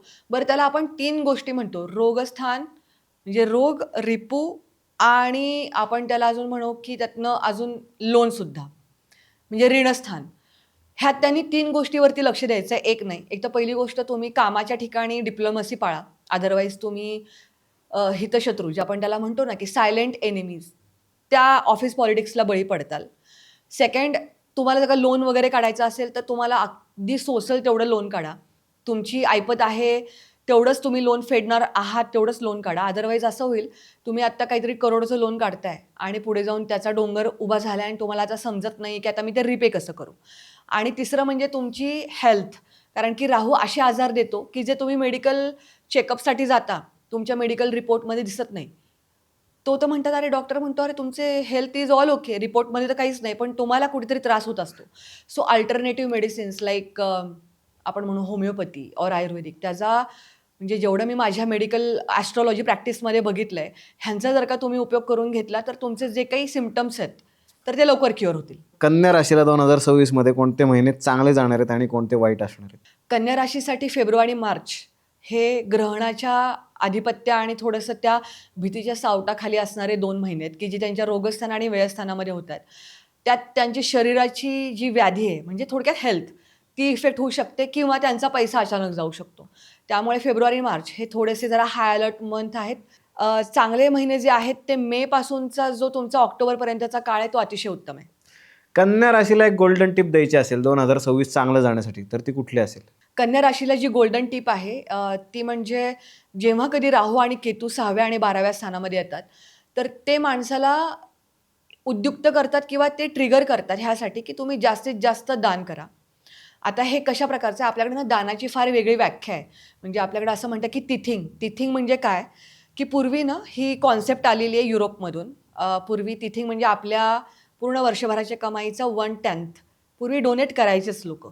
आता आपल्याकडे असं आहे, की डोनेट करायचं म्हणजे लोकं मोबाईल घेऊन जातात बरोबर आणि ते दाखवतात, की बघा this much I have donated. So tithing हे त्यांनी फॉलो करावं. त्याचं कारण, की 6वं घर हे तुमच्याकडून गोष्टी ह्युमॅनिटेरियन सर्व्हिसला तुम्ही कसं ऑफर करताय. मग त्या एन-जी-ओज असतील, मग अगदी वृद्धाश्रमपासून ते अनाथ आश्रमामध्ये जाऊन तुम्ही सर्व्हिस देणं. त्यातनं तुम्हाला काय मिळतंय हा इफेक्ट नाहीच आहे, की त्यातनं मला काय मिळणार आहे. आणि 12वं स्थान हे जपचं आणि मेडिटेशनचं आणि योगाचं आहे. त्यामुळे जप, ध्यानधारणा, योगा आणि सोशल सर्व्हिस हे जर का तुम्ही केलं, तर ही गोल्डन टिप आहे, की तुम्ही ह्यामध्ये स्वतःला एंगेज ठेवलं, तर पुढचं वर्ष तुम्हाला जास्त फुलफिलिंग आणि इमोशनली स्टॅबिलिटीचं जाईल. तूळ राशीसाठी 2026 कसं जाणार आहे? तूळ राशीला 2026 मध्ये पैसा वगैरे मिळणार आहे का? तूळ राशीसाठी पैशाच्या बाबतीतल्या जरा गोष्टी जरा डिफिकल्ट आहेत ह्या वर्षी. कारण धनस्थानाशी निगडीत कुठल्याच ग्रहांचं भ्रमण नाही आहे. आपण असं म्हणतो ना सूरज, की मन चंगा तो कठोती में गंगा. तर तसाच काहीसा प्रकार तूळ राशीचा आहे. त्यांचं ना कुठल्या कारणाने ना कंटिन्यू एक आपण म्हणतो ना, की एक थोडंसं गेलो ब्रेक लागला. सो त्यांच्यासाठी जो मंत्र आहे तो म्हणजे गो स्लो. हाच त्यांचा मंत्र आहे. त्यामुळे पैशांच्या बाबतीतल्या स्टॅटिस्टिक्स बघायला गेलं तर त्या ॲव्हरेज आहेत. पण त्यातला जो काळ आहे, जो पॉझिटिव्हली पैशांच्या बाबतीतला आहे तूळ राशीचा, तर तो होतोय सप्टेंबर टू डिसेंबरमध्ये, की ज्या बाबतीमध्ये ते चांगल्या प्रकारचं इन्कम सोर्स एक्सेप्ट करू शकतात. 2026 तूळ राशीला कसं जाणार आहे? म्हणजे रिलेशनशिपच्या बाबतीत चांगलं जाणार आहे, वाईट जाणार आहे? मी असं म्हणेल की रिलेशनशिपच्या बाबतीत न्यूट्रल आहे. तूळ राशीचं मुळातच जर का तू बघितलंस तर ते पारडं आहे म्हणजे तराजू आहे तो. So they always struggle managing their personal life and professional life. हा त्यांचा नेहमीचा प्रॉब्लेम म्हणूनच ते तराजू आहे. त्यांना कळत नाही की आपण कामाला किती वेळ द्यावा, आपण फॅमिलीला किती वेळ द्यावा. So relationship wise I would say की ती जी गोष्ट आहे तर ती बऱ्यापैकी मॅनेजेबल आहे. फार काहीतरी एकदम ट्रान्सफॉर्मेटिव्ह आपण एक्सपेक्ट करू शकत नाहीये. जैसे थे वैसे चलता रहेगा. तूळ राशीला 2026 मध्ये चांगली गोष्ट कुठली ऐकायला मिळणार आहे, बघायला मिळणार आहे आणि वाईट गोष्ट कुठली घडणार आहे? तूळ राशीसाठीची सगळ्यात जी चांगली गोष्ट आहे तर ती म्हणजे आपण त्याला म्हणतो की गुरुचं जे भ्रमण आहे ते पहिल्यांदा भाग्यस्थान, मग कर्मस्थान आणि मग लाभस्थानातनं जाणार आहे. आपण मराठीमध्ये म्हणतो बघ सूरज नेहमी, की कर्म धर्म संयोगाने. म्हणजे कर्माचा संबंध धर्माशी आणि धर्माचा संबंध पुढे जे काय आहे ते लाभस्थानाशी. त्यामुळे ही चांगली गोष्ट आहे, की ते जेवढे मेहनत घेणार आहेत किंवा जेवढे त्यांचं आपण असं म्हणू, की येस त्यांना भाग्याची साथ ही नक्की लाभणार आहे ह्यावर्षी. बाकीचे जरी प्लॅनेट्स थोडेसे डामाडोल असले, तरी गुरुच्या साथमुळे त्यांची जी नैया आहे किंवा जी नौका आहे, ती मस्तपैकी तारून जाईल. जी वाईट गोष्ट आहे 2026 मध्ये तूळ राशीसाठी, ती म्हणजे त्यांची हेल्थ. कारण की शनी हा सगळ्यात स्लोएस्ट मूव्हिंग प्लॅनेट आहे. म्हणजे आपण त्याला शनै-शनै म्हणतो, म्हणजे हळू-हळू. तो जेव्हा रोगस्थानामध्ये येतो, तेव्हा तुम्हाला तो बऱ्याच जुन्या काही व्याधी आहेत, ज्या दडून बसल्या होत्या, होत्या शरीरामध्ये, पण त्या बाहेर नव्हत्या आल्या. सो मग मला लोकं म्हणतात, की "मॅम, शनीने आमचं असं केलं, शनी आलं आणि शनी 7.5मध्ये असं झालं." अर्थात त्यांना 7.5 नाहीये, पण लग्न राशीनुसार जेव्हा रोगस्थानातनं शनी येतो, तर तेव्हा तो वातजन्य योग देतो. मग वातजन्य रोग म्हणजे काय? अ, आयुर्वेदामध्ये असं लिहिलंय, की तुमच्या बॉडीतला जर का वात बिघडला, 600 वेगवेगळ्या प्रकारचे आजार देऊ शकतो. सो सगळ्यात महत्त्वाची गोष्ट आपल्याकडे खूप लोकांना आपल्या व्ह्युअर्सनाही माहिती असेल, की 7.5 असू दे किंवा नसू दे. आपल्याकडे खूप नॉर्म आहे, की दर शनिवारी शनी महाराजांच्या देवळात मारुतीला जाणारे लोकं आहेत. त्यांच्यावरती ते तेल अर्पण करतात.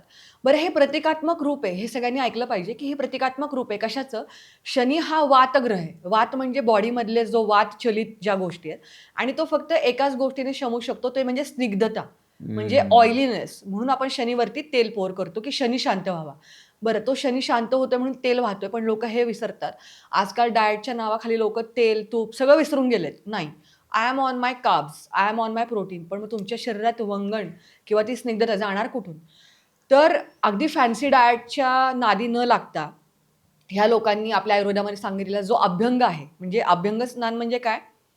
की पूर्णपणे तेलानी शरीराची मॉलिश, की जो बॉडीतला जो वात आहे तो बॅलन्स व्हावा. तुम्ही शनीवर तेल टाकताय हा एक त्याची धार्मिक बाजू झाली. त्याचं प्रतिकात्मक रूप असं आहे, की तुमच्यातला जो वात आहे, तुमच्यातला जो शनिरूपी जो एक एलिमेंट आहे तो सबसाईड व्हावा आणि अर्थात ट्राय टू टेक एक छान देसी घी आहे. देसी गाईचं घी आहे. आजकाल लोकं विसरलेत. म्हणजे सात्विक आहारामध्ये मस्तपैकी गरम-गरम तूप-भात आणि त्यावरती जर का तूप टाकलं तर त्यासारखं परिपूर्ण आहारच काही आहार नाहीये. नाहीये. तर त्यांची शरीराची जी व्याधी आहेत म्हणजे रोग हा त्यांच्यासाठी सगळ्यात जास्त मोठा कन्सर्न राहणार आहे 2026 मध्ये. तूळ राशीला 2026 चांगलं जावं यासाठी एक गोल्डन टिप दे. गो स्लो ही त्यांची गोल्डन टिप आहे. कारण की ते किती जरी पळापळी केली आणि किती जरी त्यांनी प्रयत्न केला, की आता मला हे पण अचीव्ह करायचं ते पण अचीव्ह करायचंय. So just try to be little bit chill during 2026 कारण की 2026 मध्ये शनी रोगस्थानात आहे. हां. त्यामुळे तुमचे मध्ये मध्ये जे काही शरीराच्या ज्या व्याधी किंवा जो काही सेटबॅक बसणार आहे, त्यामुळे कदाचित तुम्ही जेवढं काही तुम्ही आता ॲक्शन प्लॅनमध्ये टिक केलंय, मला हे करायचंय, मला ते करायचंय. So your main focus should be on health. Rest all thing can get manage. तूळ राशीसाठी 2026 कसं असणार आहे रिलेशनशिपच्या बाबतीत? पुढच्या वर्षीच्या दिवाळीनंतर त्यांची लग्न जमतायत आणि लग्न होत आहेत. क्या बात आहे, अभिनंदन. सो हा त्यांच्यासाठीचा एक डूबते हुए को तिनके का सहारा, तसे जाता जाता त्यांचं जे वर्षाचा जो शेवट आहे तो सुखावं होईल. ॲडिशनल टर्म्स अँड कंडिशन काय इन्क्लूड आहेत ते मी सांगते. जेव्हा कधी पंचम स्थानामध्ये राहू येतो, आता 5वं स्थान आहे ना, हे लव्ह अफेअर्सचं आहे. आणि जेव्हा राहू तिथे येतो ना, तर इट जनरली डिसिव्हिंग एनर्जी देतो. म्हणजे काय, की ब्रेकअप्स तर आजकाल आपल्या लोकांमध्ये फार कॉमन आहेत. बरं, ब्रेकअप ही टर्म आहे त्या लोकांमध्ये जे लव्ह अफेअर्समध्ये आहेत, आणि डिवोर्स ही टर्म आहे ज्या लोकांमध्ये जे मॅरिड आहेत. अर्थ दोघांचा सेमच आहे.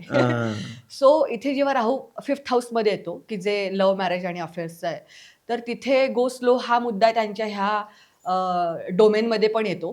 कारण की तिथे तुम्हाला जे दिसतंय ते कदाचित सत्य नसू शकतं. तर त्यामुळे व्हॉट आय रेकमेंड, की थोडंसं जरा डोळसपणे ह्या गोष्टीकडे बघा आणि मगच तुम्ही पुढे लग्नाच्या बाबतीत पुढे जावा. अदरवाईज मग फसवणुकीचे चान्सेस पण आहेत. तर उत्तावळा नवरा गुडघ्याला बाशिंग नको व्हायला, बेसिकली हे तुझं म्हणणं आहे. येस. तर पुढची रास आहे वृश्चिक रास. वृश्चिक राशीला 2026 कसं जाणार आहे? चांगलं काय घडणार आहे वृश्चिक राशीसाठी आणि वाईट काय घडणार आहे? वृश्चिक राशीसाठी मी ॲव्हरेज इयर म्हणेन. कारण की अगदीच फार काही मोठे बिग ट्रान्सफॉर्मेशन वगैरे होत आहेत अशी डेफिनेटली काही एनर्जी पत्रिकेत आणि ओव्हरऑल जनरल आपण स्टेटमेंट करतोय. अर्थात पत्रिकेनुसार हा प्रत्येकाचा इंडिव्हिज्युअल राशी भविष्याचं गणित बदलू शकतं. आपण हे जनरलाइज स्टेटमेंट करतो की वृश्चिक लग्न राशीला काय होईल. एकतर त्यांच्या जागा बदलांचे जबरदस्त योग आहे, म्हणजे ट्रान्सफॉर्मेशन. आत्ता राहती जागा बदलू शकते, जागेत बदल होऊ शकतात, आहे त्या जागेत रिनोव्हेशन होऊ शकतं. आणि सुरुवात जरा थोडीशी चॅलेंजिंग मला वाटते ह्या गोष्टीसाठी, की गुरु जेव्हा अष्टम स्थानामध्ये येतो, आता 8व्या स्थानाला आपण मृत्यूस्थान म्हणतो. आता लगेच घाबरून द्यायची गरज नाहीये. एक लक्षात घे, मृत्यूस्थान म्हणजे कशाचं तरी शेवट, म्हणजे कशाची तरी सुरुवात. म्हणजे आपण आजकाल ते फार म्हणतो ना, अंतः अस्ति प्रारंभ. कशाचा तरी अंत हा कशाची तरी सुरुवात आहे. तसंच वृश्चिक राशीसाठी अंतः अस्ति प्रारंभ म्हणजे कशाचा तरी एक अंत, ही कुठल्या तरी नवीन गोष्टीची सुरुवात, ही ह्या राशीची नवीन सुरुवात होऊ शकते. अष्टमातला गुरु हा जरा थोडं चॅलेंजेस देईल. म्हणजे अचानक आपण मनीध्यानी ज्या गोष्टी पण कधी प्लॅन केल्या नाहीत त्या गोष्टी घडल्यात, मग त्या चांगल्या वाईट काही असू शकतात. 8वं स्थान हे तुम्हाला पैतृक संपत्तीने येणाऱ्या धनाचं पण आहे. त्यामुळे अचानक धनलाभ वगैरे ह्या पण होऊ शकतो. पण तुला एक सांगू का, अचानक मिळाले धनलाभ हे टिकवण्याचं पण एक अकलेचं काम आहे. म्हणजे आजकाल खूप लोकांना बघा, असं अचानक लाखो करोडो रुपये मिळालेत, पण ते पैसे त्यांना वाढवता नाही आले. So you will get the money, but how to grow money is the real work that they need to do. Vrishchik राशीसाठी 2026 चांगलं जावं यासाठी एक गोल्डन टिप सांग. शेवटी कुठेतरी माणसाला अध्यात्माचा सहारा हा घ्यावा लागतो. अष्टमातला गुरु हा अकल्ट दर्शवतो, म्हणजे एक पारलौकिक गोष्टींबद्दलची एक आपण म्हणतो ना, की जाणून घ्यायची इच्छा होणं. मग हे असं आहे तर मग हे असंच काय, ते तसं आहे. तर त्यांनी एक नॅचरल इन्स्टिंक्ट असतो वृश्चिक राशीमध्ये, की त्या गोष्टीच्या तळाशी जाऊन त्याची माहिती काढणं. तर ती त्यांनी करणं. आणि आपल्याकडे ना खूप छान, म्हणजे आध्यात्मिक होणं ना, म्हणजे सूरज म्हणजे मंदिरात जाणं, रोज देवाला जाणं असा नाही अर्थ. तू खूपदा बघ, काही आपल्याकडे संत एकदम महात्मांच्या समाधी आहेत, जसं की आळंदीला माऊलींची समाधी आहे, शंकर महाराजांची समाधी आहे, आपल्या पुण्यामध्ये जंगली महाराज रोडला जंगली महाराजांची समाधी आहे. तुम्ही जेव्हा ह्या समाधी स्थळांना जाता ना, तेव्हा तुमच्यामध्ये ते जे गुरुतत्व जे आहे, तर that will help you to align your energy. हे शेवटी काय, एनर्जी बॅलन्सिंग आहे. त्यामुळे गोल्डन टिप ह्यांना हीच असेल, की योग, ध्यान आणि स्वतःला आत्मबोधातनं जाणून घेणं आणि त्यातनं गुरुची मदत घेणं, ह्या गोष्टीकडे जर का कल वाढला, तर पुढचं वर्ष त्यांना जरा मानसिकरित्या जो त्रास होणार आहे तो जरा बऱ्यापैकी सुसह्य होईल. रिलेशनशिप वाईज वृश्चिक राशीला 2026 कसं जाणार आहे? वृश्चिक राशीला रिलेशनशिप वाईज पुढचं वर्ष उत्तमच आहे. त्यात मला चॅलेंजेस किंवा त्यात काहीतरी फार निगेटिव्ह असं प्लॅनेटरी पोझिशन वाईज दिसत नाही आहे. त्यामुळे लग्नाच्या बाबतीतल्या जर का बघितलं, तर त्या लग्नातल्या बाबतीतल्या गोष्टी ऑक्टोबर टू डिसेंबर ह्या पिरियडमध्ये आरामात घडू शकतात. त्यामुळे रिलेशनशिप वाईज अतिशय उत्तम वर्ष आहे. वृश्चिक राशीसाठी कोणती एक गोष्ट आहे जी काळजीची आहे आणि कुठले महिने आहेत जेव्हा जरा काळजीच घ्यावी असं वाटतंय? वृश्चिक राशीसाठी सगळ्यात महत्त्वाचं म्हणजे राहू आणि केतू त्यांच्या सुखस्थान आणि प्रोफेशनल लाईफ. त्यामुळे त्यांना हे कळायला हवं, की घरी तुम्ही घरच्यांना पंचिंग बॅग म्हणून नाही यूज करू शकत. म्हणजे तुमच्या घरात तुमच्या कामावरती कामाचा ताण आहे, म्हणून तुम्ही त्याचा राग दुसऱ्यावर काढणं, कारण तुम्ही बॉसवर नाही काढू शकत. म्हणजे there is a saying that you change the boss not the company. त्यामुळे तुमचं कामाचं प्रेशर खूप राहणार आहे तुमच्यावरती ह्यावर्षी. पण कुठेतरी तो जो मेंटल फटीग आहे, तो तुम्ही घरी काढू नका. त्यामुळे वृश्चिक राशीच्या लोकांनी फेब्रुवारी आणि मार्च आणि ऑगस्टमध्ये घरात भांडण-तंटे होणार नाही. बरं, घरातलं झालं. घरातला राग ऑफिसवर, ऑफिसचा राग घरी असं व्हाईस वर्सा होऊ नये. कारण की घरामध्ये केतूची एनर्जी आणि राहू हा तुमच्या कर्मस्थानात बसलाय. त्यामुळे तुम्हाला फेब्रुवारी, मार्च आणि ऑगस्ट हे जरा महिने आहेत, ते थोडेसे काळजीपूर्वक काढावे लागतील तुमच्या प्रोफेशनल वर्कप्लेसवरती आणि पर्सनल फ्रंटवरती पण. धनु राशीसाठी 2026 हे वर्ष कसं जाणार आहे? पैसा वगैरे येणार आहे का? 2026मध्ये धनुरास ही दमदार रास आहे.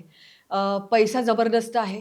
रिलेशनशिपमध्ये लग्न वगैरे जमणारच आहे. करून टाकायचे. करूनच टाका. कारण की सुरुवातीलाच धनु लग्न राशीनुसार त्यांच्या सप्तमामधनं म्हणजे आता मिथुनेतनं गुरु चालू आहे.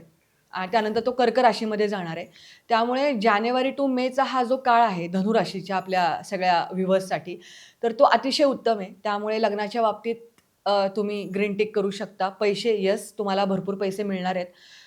कामामध्ये आपण असं म्हणू शकू की भाग्याची साथ थोडीशी कमी राहील. पण ultimately you will achieve the goal that you have design or destined for. धनु राशीसाठी 2026 मध्ये सगळ्यात मोठा प्रॉब्लेम कोणता आहे? धनुराशीसाठी जो सगळ्यात मोठा चॅलेंजिंग प्रॉब्लेम आहे, तर तो म्हणजे घरामध्ये अशांततेचं वातावरण. म्हणजे त्यांना असं सतत वाटत राहील, की बाबा एक आपण औदासिन्य म्हणतो ना, तर ते त्यांना म्हणजे खूप असतात बघा असे लोकं, की प्लॅनेटरी पोझिशन वाईज जेव्हा शनी येतो ना, तो तुमच्यातली ती ऊर्जा, तुमच्यातली ती इच्छा सगळी तो एकदम मारून टाकतो. सो तुमचं इथं काम असं आहे, की जेव्हा कधी सुखस्थानामध्ये शनी येतो, तर तो तुमच्या सुखामध्ये कमतरता आणतो. मग तुमच्यासाठी इथे काम असं आहे, की तुम्ही स्वतःवरती काम केलं पाहिजे. दुःख सगळ्यांना आहेत. तुम्ही त्या दुःखाचा बाऊ किती करताय, ह्यावरती तुमचं पुढचं आयुष्य ठरेल. म्हणजे 2026चं जे गमक आहे, तर ते असं आहे, की सुखाची तुमची व्याख्या काय आहे? म्हणजे धनु राशीची सुखाची व्याख्या काय आहे, ह्याच्यावरती पूर्ण वर्षाचं त्यांचं टेम्परामेंट ठरणार आहे. तुम्ही जर का म्हणणार, की बाबा माझ्याकडे हेच नाही, माझ्याकडे तेच नाही. तुम्ही जेवढे अनग्रेटफुल राहाल, तेवढं ते वर्ष जास्त तुम्हाला अजून अनग्रेटफुल सिच्युएशन देईल. त्यापेक्षा तुम्ही बघा, की बाबा शनी सुख स्थानात आहे, म्हणजे तुमच्या सुखामध्ये कमतरता आहे. मग तुम्हाला काय प्रयत्न केलं पाहिजे, की अशा काय गोष्टी आहेत, की जे केल्यानंतर मला सुख मिळेल. तर खरं सुख जर का आपण बघितलं, तर ते म्हणजे जेव्हा आपण एफर्टलेसली दुसऱ्यासाठी काही करू शकतो. म्हणजे when we try to make difference in someone's life positively. म्हणजे जेव्हा आपण स्वतः अडचणीमध्ये असतो किंवा डिप्रेशनमध्ये असतो, तेव्हा खूपदा बघा, की आपला सेम मित्र असतो, सेम प्रॉब्लेम घेऊन असतो. आपण त्याला आपलं जेवढं छान आपल्यासारखं दुसरं मार्गदर्शक त्याला दुसरा चांगला मिळूच शकत नाही. कारण की आपण त्या फेजमधनं चाललेलो असतो. सो तुम्ही तुमचा मार्गदर्शक बनवा. एक छान तुमचे टू डू लिस्ट आखा, ॲक्शन प्लॅन बनवा आणि जावा. कारण तुमचे मार्गदर्शक पूर्ण वर्षभरात फक्त तुम्हीच आहात. दुसऱ्याच्या चुकीच्या आश्वासनांवरती अवलंबून राहू नका. तुमची कामं खोळंबतील आणि कामं होणार नाहीत. थोडक्यात गोल्डन टिप मीच देऊ का यांना? तूच Golden- आहेस तुझ्या जीवनाचा शिल्पकार. वा, वामनराव पै यांनी सांगितलेले हे शब्द लक्षात ठेवा आणि हे 2026 जगून घ्या. पुढची रास आहे ती रास जी नुकतीच अशी 7.5 बाहेर पडली आहे मागच्याच वर्षी. त्या मकर राशीला 2026 कसं जाणार आहे? हां. मकर राशीला 2026 म्हणजे तू आता जस्ट म्हणाला, की त्यांची आता जस्ट नुकतीच 7.5 संपली आणि बिचारे म्हणजे मकर रास ही एकुलती एक अशी रास आहे, की जी भयंकर रंजलेली, गांजलेली आणि त्यांना ना एक कंटिन्युअसच त्यांच्या भोवती एक निगेटिव्ह वलय लोकं आणतात आणि आय डोंट नो वाय. प्रत्येक ज्योतिष चे पॉडकास्ट घ्या.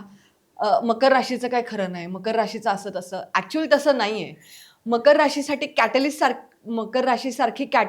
कॅटलिस्ट रास दुसरी कुठली नाही आहे. कारण की ना तू माउंटन गोट बघितली का? माउंटन गोट आहे, ती 100 वेळा पडते, पण ती शेवटी शिखरावरती जातेच. आणि तशीच आपली काही मकर मंडळी आहेत. त्यांची तू जसं म्हणाला, की 7.5 संपलेली आहे. पण मी ज्या आत्तापर्यंत कन्सल्टेशनमध्ये म्हणा किंवा मकर राशीचे जेव्हा लोकं माझ्याकडे पत्रिका घेऊन येतात, त्यांच्यामध्ये ना एक निगेटिव्ह स्वर नेहमीच आढळतो मला, की काय मॅडम आता मकर राशीचं सांगायचं. आम्हाला तर जन्मापासूनच 7.5 लागलेली आहे. ये दुःख खतम काहे नाही होता बे. सो ह्यांना 7.5चं फार काही अप्रूप असं काही नसतं. कारण त्यांचं असं म्हणणं असतं, की आम्ही जन्मल्यापासूनच ह्याला हॅबिच्युअल झालेलो आहे, की एका ठिकाणी 10 वेळा काम केल्याशिवाय ते काम होणार नाही. हे आम्ही मनाशी खूणगाठ बांधल्यामुळे आम्ही त्या माइंडसेटनीच आलेलो असतो, की मला हे काम 10 वेळा करावंच लागणार आहे. तर सांगायचा मुद्दा असा आहे, की 7.5 जरी संपलेली असली, तरी 7.5 हे शनीशी निगडीत आहे आणि आता गुरु त्यांच्या रोगस्थानामध्ये आहे पहिले 6 महिने. म्हणजे अभी तक जो 7.5 का जो आपण इम्पॅक्ट आत्ता जो आहे, तो अजून पूर्णपणे उतरलेला नाही आहे. कारण की गुरु आत्ता त्यांच्या रोगस्थानामध्ये आहे आणि रोगस्थानामधला गुरु हा जनरली पोटाचे विकार आणि डायजेशनचे प्रॉब्लेम आणि हे सगळे असे जे काही आपण म्हणतो ना, की ओव्हर थिंकिंगमुळे होणारे जे काही आजार आहेत, ते सगळे देतो. तर माझ्या सगळ्या मकर राशीच्या मंडळींना हेच सांगणं आहे, की पहिले 6 महिने जे आहेत, ते तुमच्या हातात फक्त काम करत राहणं, जे तुम्ही आयुष्यभर करतच आहात आणि तब्येतीची काळजी घेणं, ह्याच्यावरती कॉन्सन्ट्रेट करून काढा. त्याच्यानंतरची मात्र गेम चेंजर जो टाईम आहे मकर राशीसाठी, तो खरा जो आहे, तर तो मे नंतर आहे. कारण की सप्तमात त्यांच्या गुरु येतोय आणि त्यानंतर तो अष्टमात जाईल. तर ह्यात मी त्यांना हे सांगेन, की सुरुवात जरी डामाडोल झालेली असली मकर राशीची, तरी वर्ष संपता-संपता बऱ्याच चांगल्या गोष्टी त्यांच्या आयुष्यामध्ये घडतील. आणि शनी महाराजांची अत्यंत आवडती रास आहे आणि ताऊन सुलाखून सगळ्यातनं निघालेली रास असल्यामुळे ह्यांच्यावरती कुठली सिच्युएशन ढकलली, तरी ती फिनिक्स पक्ष्यांसारखी बाहेर लोकं येतात. त्यामुळे अत्यंत स्पोर्टिव्हली तुम्ही हे वर्ष घ्या. मकर राशीच्या लोकांनी 2026 मध्ये कुठली काळजी घ्यायला पाहिजे? त्यांच्या द्वितीय स्थानात राहू आहे. त्यामुळे तुम्ही काय खाताय, हे माइंडफुल ईटिंग हे असलंच गेलं पाहिजे.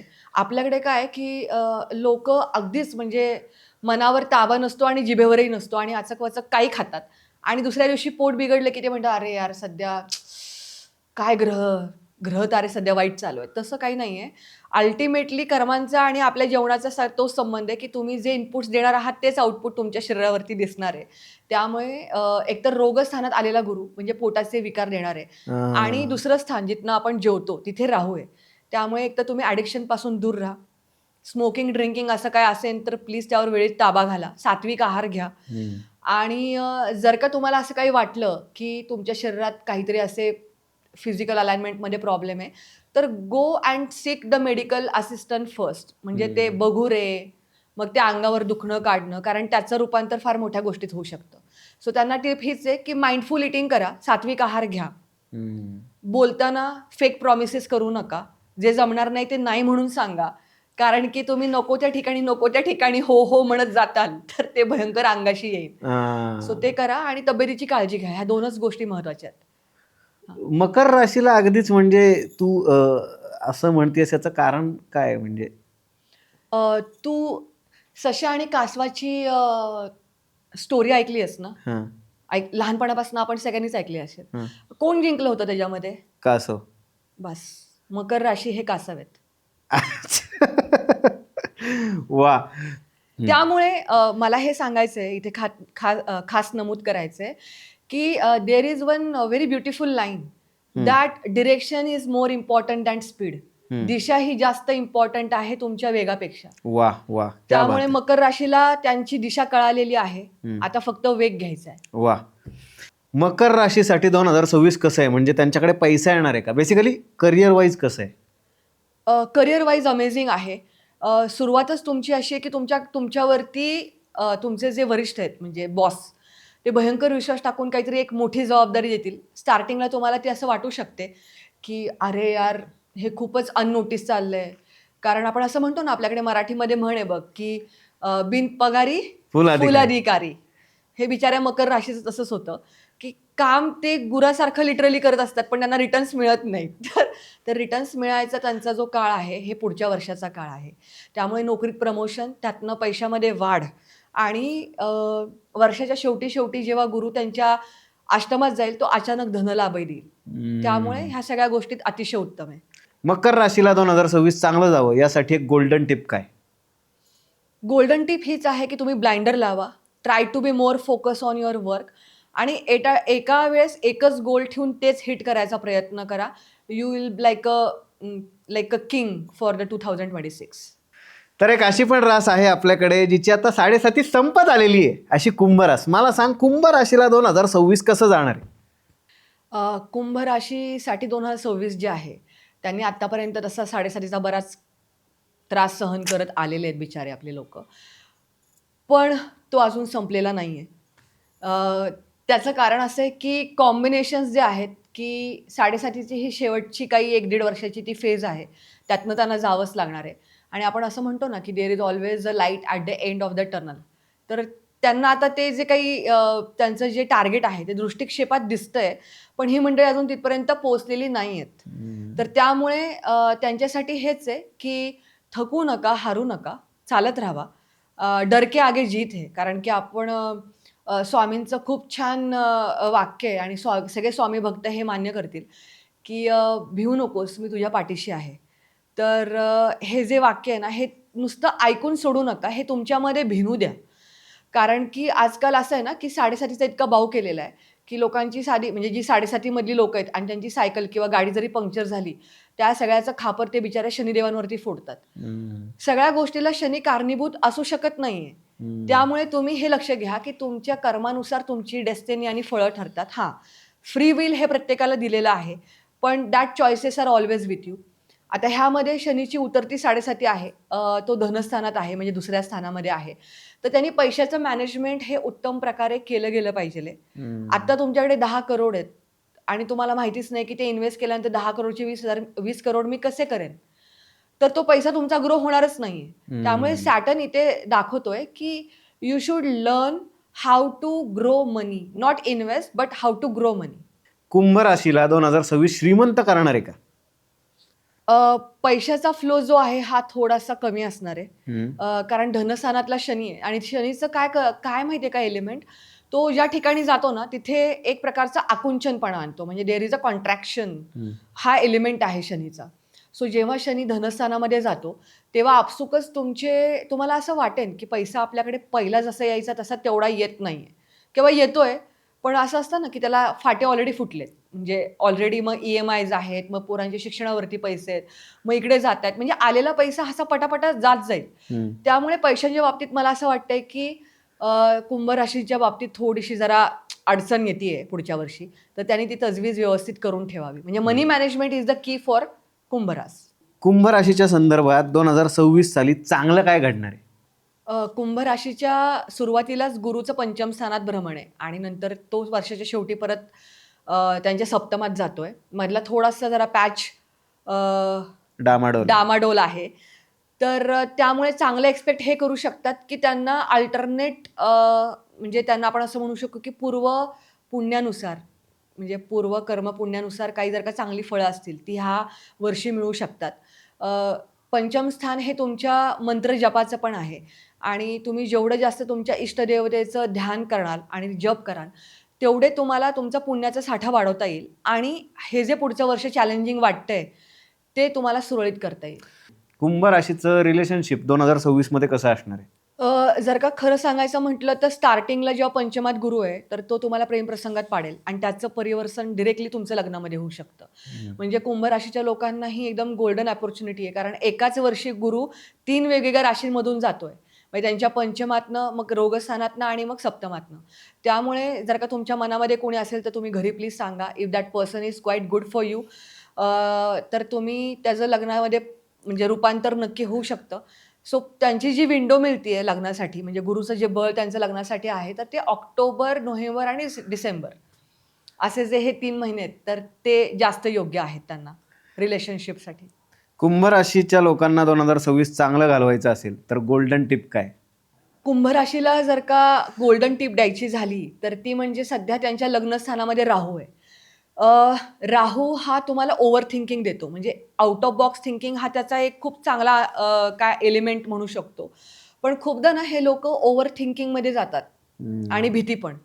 अ, आपल्याकडे ना एक खूप छान म्हण आहे, "भीत्यापोटी ब्रह्मराक्षस."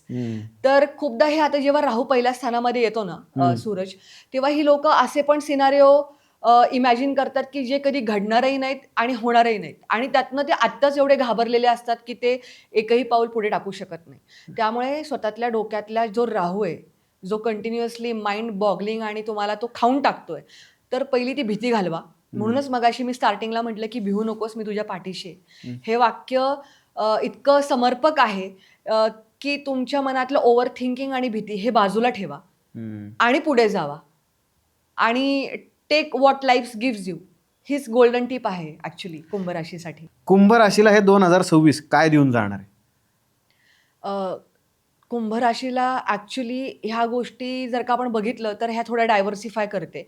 जे कोणी कपल आहे ज्यांना बऱ्याच वर्षापासून किंवा जे संततीसाठी प्लॅन करतात, गुरुपंचमात त्यांना संतती सुख देईल. मुलांच्या बाबतीतल्या खूप चांगल्या गोष्टी घडू शकतात. म्हणजे मला असं वाटतं की आपण आपलं रूप आपल्या मुलांमध्ये बघत असतो. त्यामुळे कुंभ राशींना ना त्यांच्या मुलांच्या बाबतीतल्या काही आनंददायी घटना घडल्यामुळे त्यांच्याच आयुष्यात काहीतरी खूप चांगलं घडतंय हे वाटल्यामुळे पुढचं जे काही वर्षातल्या जे काही निगेटिव्ह आस्पेक्ट्स आहेत ते बऱ्यापैकी ते ओव्हरलूक करू शकतात. त्यामुळे चांगली गोष्ट ही आहे की त्यांच्या संततीकडून सुख आणि संतती सुख ह्या सुखाच्या बाबतीने वन ऑफ द ब्लेस्ड रास म्हणजे कुंभ रास. आता शेवटची रास आहे आपली मीन रास. बिचारी शेवटी येता येता जी रास दीन होते ती मीन रास. मला सांग, त्या मीन राशीचं बिचारीचं ऑलरेडी 7.5चं मधला फेज चालू आहे. कसं जाणार आहे मीन राशीला 2026? जरा मीन राशीचं यंदा प्रकरण अवघड आहे. का? ह्यात आपण कोणाला घाबरून टाकत नाही आहोत. पण शनी 7.5ची सगळ्यात जास्त प्रखरता जर का जाणवणारी कुठली रास असेल, तर ती म्हणजे मीन रास आहे. बरं, शनी नुसतं लग्नस्थानात येऊन म्हणजे काय, तर 7.5चा हा प्रभाव वेगळाच. प्लस व्ययस्थानामध्ये राहू आणि रोगस्थानामध्ये केतू म्हणजे असा कुठलाच आस्पेक्ट आपण असं म्हणू शकत नाहीये, की ज्या बाबतीमध्ये त्यांना चॅलेंजेस येणार नाहीत. की हेल्थच्या बाबतीतले चॅलेंजेस येस, कारण की तुम्ही रोगस्थानात केतू आहे म्हटल्यानंतर तुम्हाला ते चॅलेंजेस येणार आहेत. पहिल्या स्थानात केतू, तो तुम्हाला काय बनवतो मी सांगते. मीन राशीचं तुम्ही सिम्बॉल बघितलंय तू कधी? 2 मासे आहेत, उलटे चाललेत एकमेकांच्या दिशेने. एक तर ती अत्यंत भोळी-भाबडी आणि विसरभोळी रास असते. त्यांना तो विसरायचा भयंकर प्रॉब्लेम असतो. जिकडे जाईल तिकडेच रमतात, वेळेची बंधनं पाळत नाहीत. टाईम मॅनेजमेंटमध्ये बघितलं तर सगळ्यात पुअर रास म्हणजे मीन रास आहे. म्हणजे हे आपण मान्यच करतो. म्हणजे माझ्याकडे इतक्या साऱ्या पत्रिका आहेत. मीन राशींची जर का कधी मी 7 वाजताची अपॉइंटमेंट दिली असेल, तर ती लोकं 7:30-8ला आरामात येतात. म्हणजे ती विसरभोळीच आहेत किंवा कधी-कधी अपॉइंटमेंटच्या डेटच विसरतात. आता ह्या सगळ्या गोष्टींचा ह्यांना का फटका बसतो? ह्याची कारणं काय तुला मी सांगते.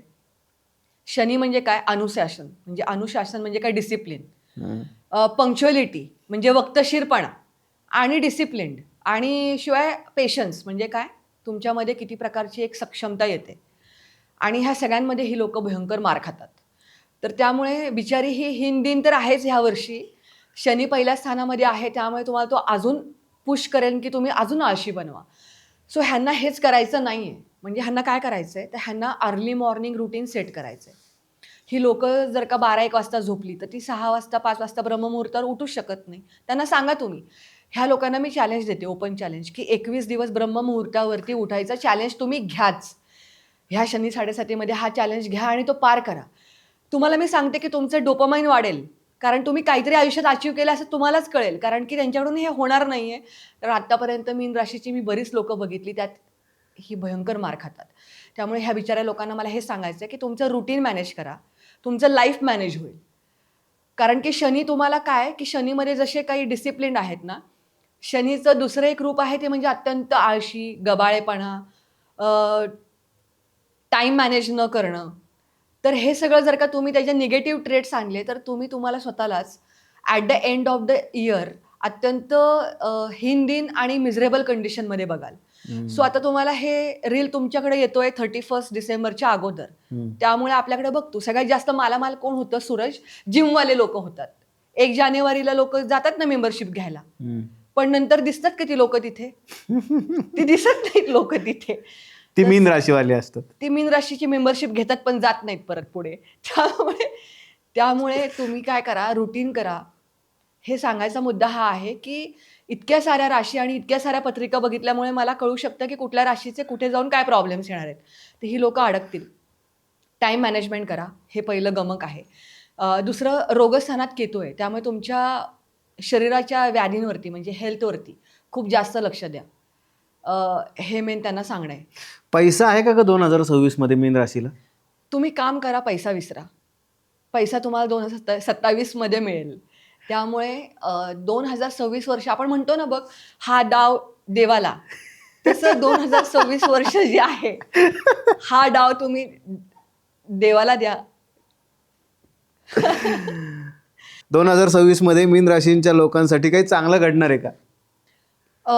ह्यांचा जर का कोण तारक करता जर का कोणी असेल, कारण की राहू व्ययस्थानात, केतू रोगस्थानात आणि शनी तर पहिल्या स्थानात. मग ह्यांचा म्हणजे काय आपण त्याला म्हणतो, वाचवणारा तारणहार कोण आहे, तर तो म्हणजे गुरु आणि गुरु सानिध्य.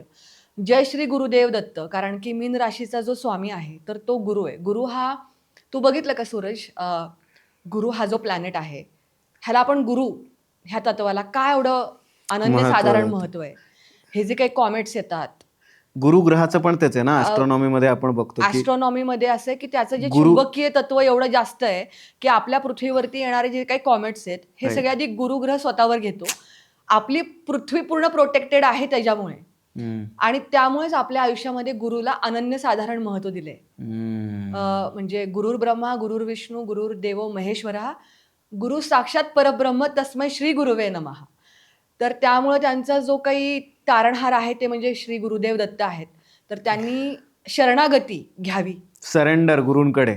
Surrender is the only ultimate key for the मीन राशी ह्या पुढच्या वर्षी. त्यामुळे तुम्ही अपेक्षा काही ठेवू नका. तुम्ही तुमचा बेस्ट शॉट द्या आणि सरेंडर करा. कारण की सरेंडर हा शब्द मी कुठल्याच राशीला वापरलेला नाहीये, पण प्रिसाइजली ह्या व्यक्तीसाठी म्हणजे ह्या मीन राशीसाठी सरेंडर हे गरजेचं आहे. मीन राशीला 2026 चांगलं जायचं असेल तर एक गोल्डन टिप सांग. टिप असं नाही, पण मी रेमेडी देते. तुम्ही नक्की अनुभवलं असेल की गुरुदेव दत्तात्रयांच्या भोवती समोर 4 कुत्री बसलेली असतात, श्वान, आणि गाई असतेच बरोबर. ह्याचं काय प्रतिकात्मक रूप आहे, ते वेद वगैरे आहेत 4, हे तर सगळ्यांना माहिती आहे आत्तापर्यंत. जर का एवढं मोठं तत्व ह्या प्राण्यांच्या अवतीभोवती दिसतंय, आणि गुरुदेव दत्त हा मंत्र जाप तर मी तुम्हाला दिलेलाच आहे की जो तुम्ही करा. पण त्याबरोबर जेव्हा केतू तुमच्या 6th हाऊसमध्ये येतो तेव्हा तुम्हाला श्वान सेवा म्हणजे काय गोसेवा असते तसं कुत्र्याचं म्हणजे भटकी कुत्री. मी एकाला सांगितलं होतं की बाबा तू भटक्या कुत्र्यांची सेवा कर, तर त्यांनी घरामध्येच एक कुत्रं आणून ठेवलं. हे अपेक्षित नाही आहे मित्रांनो. जी बाहेर खूप किती दिवसेंदिवस जी काही उपाशी कुत्री आहे त्यांना तुम्ही 2 घास दिले तर तुम्हाला इक्वलच फळ मिळणार आहे. तर त्यामुळे तुम्ही गोसेवा करा. आपल्याकडे गोसेवा ही आजकाल लुप्त होत चालली आहे, ती तुम्ही करा. आणि ह्या डुएबल रेमेडीज आहेत ना, ह्यावर तुमचा लाखो खर्च होईल नाही, ह्यासाठी तुम्हाला काहीतरी एक्स्ट्रा काढायचा गरज आहे. आणि ही मदत ऑनलाईन पण होते आजकाल, म्हणजे गोसेवा होते आणि पेट्स आहेत. खूप पेट फोर्स सारख्या एनजीओची मी स्वतः मेंबर आहे. त्यामुळे त्या ठिकाणी ते इतकं उत्तम काम करतायत की जी ॲक्सिडेंटल कुत्री आहेत किंवा जी त्यांची 250-300 कुत्र्यांची तिथे सेवा होते. आता माझे जे काही क्लायंट आहेत की जे कॅनडा आणि US मध्ये, तिथे भटकी कुत्री हा कॉन्सेप्ट नाही ना, गाई हा कॉन्सेप्ट आहे. मग ते विचारतात मॅम मी काय करू, म्हणजे मला ही सेवा करायची, मी कशी करू. सो माझी अशी बरेच क्लायंट आहेत की जी ऑनलाईन ट्रान्सफर करतात ह्या एनजीओला. तुम्हाला एकूण एक तुमची सर्व्हिस ॲट फिजिकली किंवा बाय तुमच्या पैशाच्या रूपाने तुम्ही कुठेतरी कॉन्ट्रीब्यूट करताय की ज्यातनं ह्या जीवांचं आयुष्य बदलतंय. ही एक फार मोठी सेवा आहे की जी ह्या लोकांनी करावी, आणि हीच एक सध्या चांगली रेमेडी आहे. आपण इतक्या वेळा राशींबद्दल बोलतोय, आपण 2026च्या राशी डिकोड केल्या, कसं त्यांचं वर्ष जाणार ते बघितलं. पण मला खरंच सांग, राशी भविष्य हे कधी बघण्याची गोष्ट आहे? म्हणजे दिवसातनं एकदा, आठवड्यातनं एकदा, महिन्यातनं एकदा, 3 महिन्यातनं एकदा, 6 महिन्यातनं एकदा, का वर्षातनं एकदा? हे काय गोळ्या नाही आहेत औषधांच्या की दिवसभरातनं 3दा घ्या, महिन्यातनं एकदा घ्या. तुम्ही आयुष्यातल्या कुठल्या तरी एका मोठ्या डिसिजनवरती थांबलेला आहात. म्हणजे तुम्ही चौकात येऊन थांबलाय, तुमच्याजवळ गुगल मॅप नाही आहे आणि तुम्हाला एखाद्या ठिकाणी जायचं डेस्टिनेशनला, तर तुम्ही कन्फ्यूज होता ना, मी ह्या रोडनी गेले तर लवकर पोहोचेल, ह्या रोडनी का ह्या रोडनी. ज्योतिषशास्त्र हे रोडमॅप आहे की तुम्हाला कुठल्या दिशेने गेल्यानंतर कमी अडथळे लागतील आणि लवकर पोहोचता आणि विनासायास. त्यामुळे तुम्ही ते किती वेळा बघावं आणि कधी बघावं ह्याला उत्तर नाहीये. मोठे मोठे डिसिजन्स लाईक तुम्हाला नोकरी बदलायची आहे, व्यवसाय काढायचा आहे, लग्नासारखी मोठी डिसिजन घ्यायची की ज्यातनं तुमचा पूर्ण आयुष्याचा लाईफ पाथ बदलू शकतो, पूर्ण कंट्री चेंज करायची आहे किंवा बेबी प्लॅन करायची आहे, ज्या ज्या गोष्टी ज्या तुमच्या आयुष्यातला पूर्णपणे पाठ बदलू शकतात, ते करताना तुम्ही व्यवस्थित ज्योतिषाच्या सल्ल्यानेच पुढे गेलं पाहिजे. वा. जसं नानांनी सांगितलं होतं मागच्या व्हिडिओमध्ये की ज्योतिषाचा आधार घ्यावा, त्याच्या आहारी जाऊ नये, तसंच आहे हे. अगदी अगदी. या 2026 मध्ये कोणत्या राशींचं सगळ्यात जास्त नुकसान होण्याची शक्यता आहे? कर्क आणि तूळ ह्या राशींनी, तूळ ही शारीरिक व्याधींमुळे आणि कर्क ही पैशांमुळे जबरदस्त पिडली जाणार आहे, त्यामुळे त्यांनी ती काळजी घ्यावी. आणि मीन रास तर तशी पण साडेसातीतनं चाललीच आहे. कोणत्या राशींची बल्ले बल्ले होणार आहे? कुठली रास 2026 मध्ये धुरंधर असणार आहे की या राशींनी गाजवायचंय हे वर्ष? धुरंधर रास जर का ह्या वर्षीची असेल ती म्हणजे वृषभ आणि मिथुन, त्यामुळे त्यांच्या आयुष्याची बल्ले बल्लेच आहे. आणि 2026 म्हणजे there is no looking back. तर असंच ते ह्या 2 राशींसाठीच आहे. त्यांनी निवांत मस्त राहा, खा प्या, मजा करा आणि एन्जॉय करा. कुठल्या राशी 2026 मध्ये अशा आहेत ज्यांना आर्थिक धनलाभ होणार आहे? ती म्हणजे वृषभ रास आणि मिथुन रास. त्यांना अचानक पटकन धनलाभ होऊ शकतो आणि आहेत त्या पैशामध्ये पण तुम्ही वाढ अनुभवू शकता.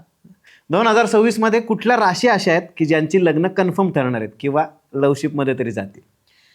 धनुरास, प्रिडॉमिनेटली धनुरास हीच रास अशी आहे की ज्यांनी ठरो अथवा न ठरो लग्नाचे एवढे प्रबळ मस्त योग आहेत की त्यांची लग्न जबरदस्त होणारच आहेत, जर का तुमचं मॅरेजेबल एज असेल तर.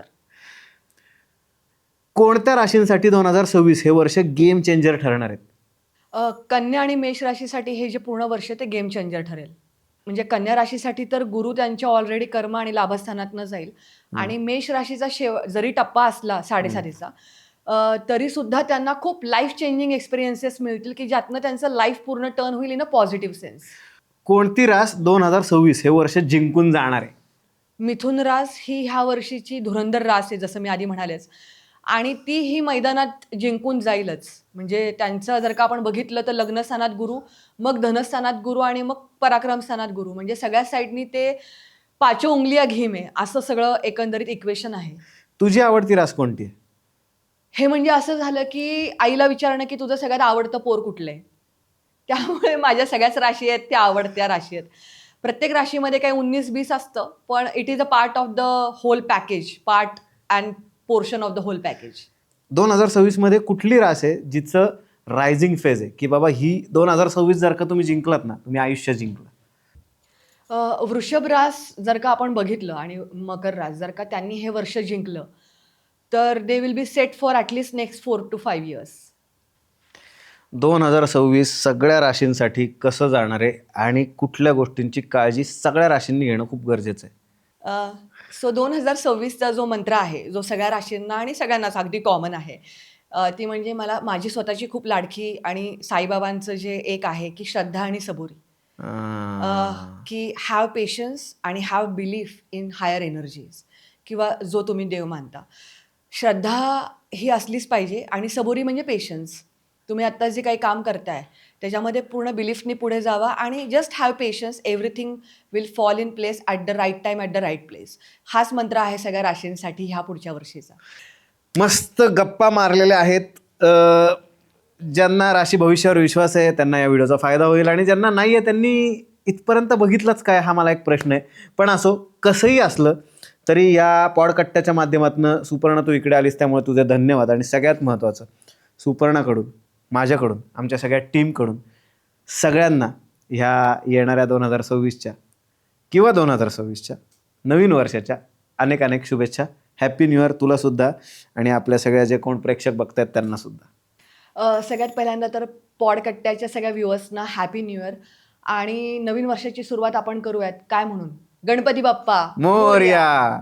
सो भेटूयात 2026च्या एंडिंगला 2027चा व्हिडिओ घेऊन. तोपर्यंत बाय बाय, टाटा. तू जेव्हा एक मला गोष्ट सांगितली होती, माझी विकेटच पडली होती. तू म्हणाली होतीस की नवले ब्रिजला जे ॲक्सिडेंट होतात त्याच्या मागे एक ज्योतिषशास्त्रीय कारण आहे. हे काय गांजा आहे हा, काय विषय? आता हे खूप हसून बोलते, पण हा विषय तसा खूप जरा जास्त भयानक आहे. कारण नवले ब्रिज आजकाल पुण्यातल्या आणि पुण्याबाहेरच्या लोकांना सगळ्यांना माहिती आहे की कशासाठी फेमस आहे. तिथे असे सर्रास ॲक्सिडेंट्स होणं आणि अशा मिसशाप होणं. थोडंसं आपण न्यूमरोलॉजीचा सहारा घेऊयात, कारण की ज्योतिषशास्त्र आणि न्यूमरोलॉजी इथे ब्लेंड करून मी थोडक्यात तुला सांगते. ज्योतिषशास्त्रामध्ये जसं आपल्याकडे एक बाळ जन्मतं त्याला एक नाव मिळतं की बाबा ह्या दिवशी तो जन्मला, त्याची चंद्ररास ही आहे आणि त्याचं जन्म नक्षत्रानुसार हे नाव संपते. मग ते काही अक्षर असू शकतं, ल, म, काही. तसं न जे आहे, न हे जे लेटर आहे, हे वृश्चिक राशीमध्ये येतं. न किंवा नी. आणि वृश्चिक रास ही कालचक्रातली 8वी रास आहे. आणि 8व्या स्थानाला किंवा कालचक्रामधल्या 8व्या स्थानाला आपण मृत्यूस्थान म्हणतो. आता हा नचा आणि नवलेब्रीजचा काय संबंध आहे? तर 48 तिथं नॅशनल हायवे 48 आपण सगळे सर्च करून बघू शकतो. नॅशनल हायवे 48 4 आणि 8 4 हा न्यूमरोलॉजीमध्ये राहू इंडिकेट करतो आणि 8 हा शनीचा आकडा आहे. आणि 8 आणि 12 म्हणजे 48 राहू आणि शनीचं कॉम्बिनेशन आणि नाव आहे नवलेब्रिज म्हणजे न. म्हणजे ह्या सगळ्याचा जर का तू एक ब्लेंड केला आणि गणित मांडलं, तर नवले ब्रिजचं न म्हणजे 8वं घर तिथे म्हणजे ट्रिगर होतंय आणि 48 नंबर नॅशनल हायवे म्हणजे अगेन राहू आणि शनीचं तिथे कॉम्बिनेशन बनतंय. आणि ह्या सगळ्याचं कॉम्बिनेशन बनून तो जो एरिया आहे, इट इज हायली अफेक्टेड. आता स्वतः मी गव्हर्नमेंटमध्ये नाही, त्यामुळे आय कॅनॉट रिक्वेस्ट समवन की त्याचा तुम्ही नंबरच चेंज करून टाका वगैरे. पण yes, number I strongly believer of numbers आणि देअर एनर्जी, कारण की मी एक एनर्जी वर्कर आहे. आणि मी एनर्जीशी खेळते. त्यामुळे मला माहिती आहे की 48 आणि न ह्या दोघांच्या कॉम्बिनेशनमध्ये तिथं जे काही घडतंय, हे थोडंसं वेगळं आहे.